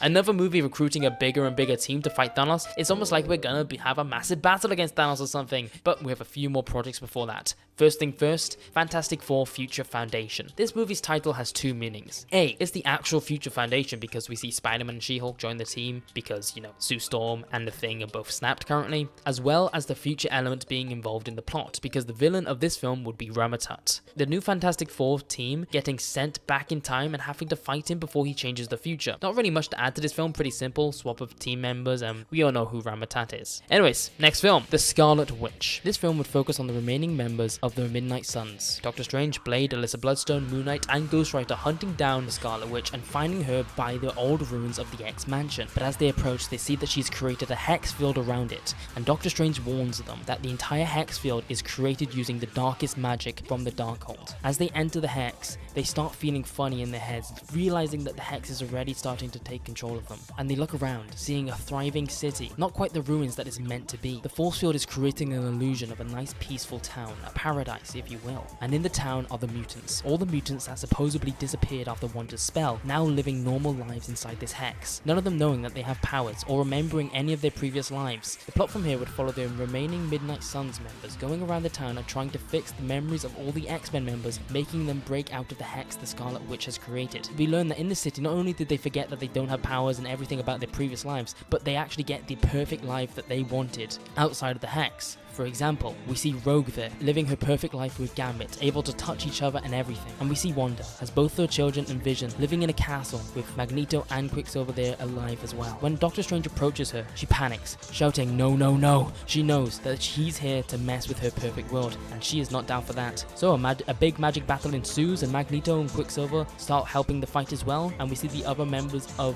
the Midnight Suns helping in the fight, while Doctor Strange manages to get Wanda out of the hex, and she starts to realize what she's done. We see her look around at the real world, the real ruins of the X-Mansion, all the memories flashing back to her that everyone she loves is actually dead, not in this false world. And Doctor Strange teleports all the remaining Midnight Suns members out before they get affected by the hex too much that they forget who they are. She falls to her knees, begging Doctor Strange to kill her, because she can't control her powers anymore. The pain she feels is too much, and if he doesn't stop her, she will never stop trying to make her perfect world. She will never stop using the dark magic, but he can't bring himself to kill her. She is an Avenger. She is someone that saved many lives before. She doesn't deserve to die. So he does the next best thing, sending her to a multiversal prison beyond reality, where she can never leave for the foreseeable future. The last shot of the film is the Hex falling, and we see the X-Men fall to their knees, remembering everything about their lives before and gaining their powers back. And we see Quicksilver and Magneto's dead body, just reiterating that she was creating an illusion the whole time and bringing everyone that was dead back to life. And her kids don't exist anymore as well. They're still with Mephisto, that cheeky boy. Okay, so this film is kind of a mix between WandaVision in the idea of the Hex, but also House of M, with everyone getting false lives and the perfect lives they wanted, and the mutants losing their abilities and all that shit. I didn't want the mutants to just disappear like Thanos snap, because that would just felt repetitive when we got that straight afterwards. And the idea of her making a false reality is sad and also interesting at the same time, something which would fit in with her character where she is currently in the story. She's just a mess. Now, if you can't guess what movie is going to be next, you crazy, because the next film is X-Men Rebirth. We see the movie start with all the X-Men reappearing like we saw at the end of the last film. But not only did they reappear, they see that Apocalypse reappeared as well. So of course, all the X-Men just seeing Apocalypse again after being confused as fuck are like, ah shit, we're gonna lose. But we see Jean Grey is unable to control herself, losing control of her powers as she blasts a surge of energy straight at Apocalypse, killing him instantly as well as all of his horsemen. She falls unconscious and Cyclops takes her back to the X-Mansion, where she tells him she is dying. Whatever's inside her is killing her. When she was rebirthed from Wanda's magic, the Phoenix Force got unleashed inside Jean, and we see how when they went to space during the mission to the moon, some cosmic radiation has slowly been infecting her. Some cosmic radiation being the Phoenix Force. But it was so slowly infecting her that she never even noticed. But when she got rebirthed, it all hit her at once, and now she's dying. Scott, left with no choice, turns to the only mutant he knows that could save her, Mr. Sinister, who takes Jean into his lab. Dr. Doom shows up, and the X-Men have to fight off Dr. Doom because, as always, when Doom notices a strong energy source on the planet, he wants that shit for himself. The movie ends with Jean Grey getting back to normal and Mr. Sinister being let free, as that was the deal he made with Scott and him. He helps out Jean Grey, he can be a free man. Now, can you think of anything Mr. Sinister could possibly do with Jean Grey, you know, in a lab, just him and her? If you can't think of anything, think a little harder and, you know, get back to me later on. Anyway, the final TV show of Phase 7, The Mad Titan. This TV show would be a short one, just basically showing the backstory of Thanos, his many children, and everything that happened in his childhood. Basically, we see that he was born an outcast from his skin color being purple and no one really liking him anyway. He would have a fascination with death at a very young age, you know, studying a bunch of animals as they die. He just loves that shit. He then, as he starts growing up, would start killing hundreds on the planet Titan and take it over, you know, that being his home planet. He becomes the new ruler of Titan and he learns of Lady Death. He instantly falls in love with her and finds out that she just kind of likes when people die. So he does just that, wanting to prove himself to her. He kills every single person on his planet. Everyone who hated him because of something he can't control. But this wasn't enough for Death, leading to Thanos wanting to hunt down the Infinity Gems to end half of life to impress her. Obviously, this would lead into the Avengers film earlier. Yeah. A show showing Thanos' backstory and understanding why he does what he does before the final film would be sick. And this show also characterizes him. What he did isn't a good thing or even understandable. Obviously, he just wiped out half the universe and decimated the planet. But this would also make us understand why he did that. Not only is he doing it for love, it's a stupid way, but not only is he doing it for love, he was also treated awfully as a kid. Everyone in his fucking home planet was racist towards him, so he killed them all. It makes him humanized, even though he's not a human. Anyways, onto the final film of this phase, and if you haven't subscribed already, come on, this video is so fucking long. Anyways, last film, Avengers: The Infinity War. This film would start with the completion of the new Adam Warlock, who, after being rebuilt without the Infinity Gem, has lost most of the emotion and feeling, and now just wants revenge. Star-Lord showing him to the Guardians of the Galaxy team while they're still looking for Thanos. On this, look for Thanos, they run into some Skrulls and Kree who are also searching for him. The Skrulls and Kree tell the Guardians there's someone that they want to meet, and they meet up with Captain Marvel. She's like, yo, what's up, bro? You guys should join my team. I've got billions of Kree and Skrulls searching the universe as we speak. You guys sit tight here. I'm building together a team to fight him, and as soon as we locate them, we're gonna go hunt them down together. Back on Earth, the Avengers, Fantastic Four, and X-Men all meet up, wanting to plan a way to hunt down Thanos, when Captain Marvel shows up and tells them that she's already on that shit, but she needs their help. She needs everyone in the universe's help. Iron Man tells them that there's more that can help out in this fight, and we see Hawkeye's Thunderbolts team show up, as well as the Defenders, and they all go into space, witnessing space for the first time and entering the big Kree and Skrull spacecraft together, as the location of Thanos is found. Captain Marvel tells everyone that they need to go in together for this fight to take him down, and that's what this is all for. The Guardians might have been able to find him by themselves, but they definitely wouldn't be able to win alone, and then he would just escape again and create a new civilization somewhere else. So they're all going to fly in together, and that's exactly what they do. They fly into Thanos' home ground and attack him there. Thanos with all 6 Infinity Stones isn't too scared, but with every single hero in the universe attacking him at once, he might lose. So the final battle commences. We see Thanos using the Infinity Gauntlet to his full potential, turning Wolverine's bones to rubber, making Cyclops' eyes disappear so he can't even attack. Thor and Beta Ray Bill do some big attacks together,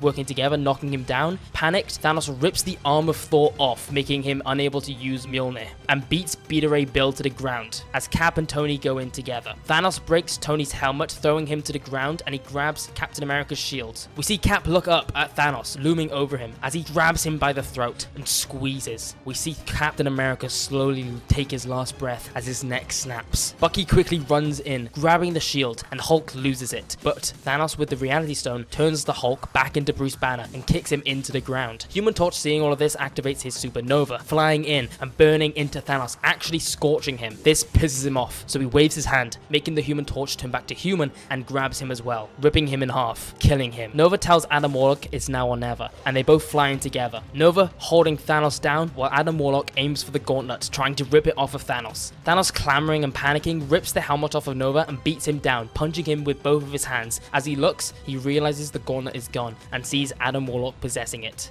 As he smiles, he snaps his fingers, reverting all of the effects of the snap, and Gamora walks up to Thanos as he falls to his knees. She plunges her sword into his chest, as all of our heroes watch on, losing many of their friends in this battle, but winning the war. Adam Warlock takes the Soul Gem out of the gauntlet and plunges it back into his skull, bringing him back to his old self, as the Avengers take the Infinity Gauntlet and tell everyone that they will scatter the stones with each team, making it impossible for this to ever happen again. We see the Guardians leave with the Soul Gem. Back on Earth, they create the Illuminati, consisting of Doctor Strange, Black Bolt, Tony Stark, Cyclops, Black Panther, and Reed Richards. Tony and Black Panther, as members of the Avengers, take the Mind Gem. Cyclops, as the X-Men leader, takes the Space Gem. Doctor Strange, as the leader of the Midnight Suns, takes the Time Gem back for his, Eye of Agamotto. Black Bolt, as the leader of the Inhumans, takes the Power Gem, and Reed Richards takes the Reality Gem, splitting the gems with all the major teams. We see a big funeral for all of our heroes that were lost during this battle. The Human Torch, Nova, and mainly Captain America. And now, after Captain America's sacrifice, Steve Rogers is seen as a hero again from everyone. They've forgiven him for everything that happened in Civil War and the Skrulls, everything like that. He's literally saved the universe, so he's seen as a hero again. And we see the movie end on a somber note. People are just sad still. They've succeeded in the war, but again, they've lost all their friends. We see Spider-Man and the Fantastic Four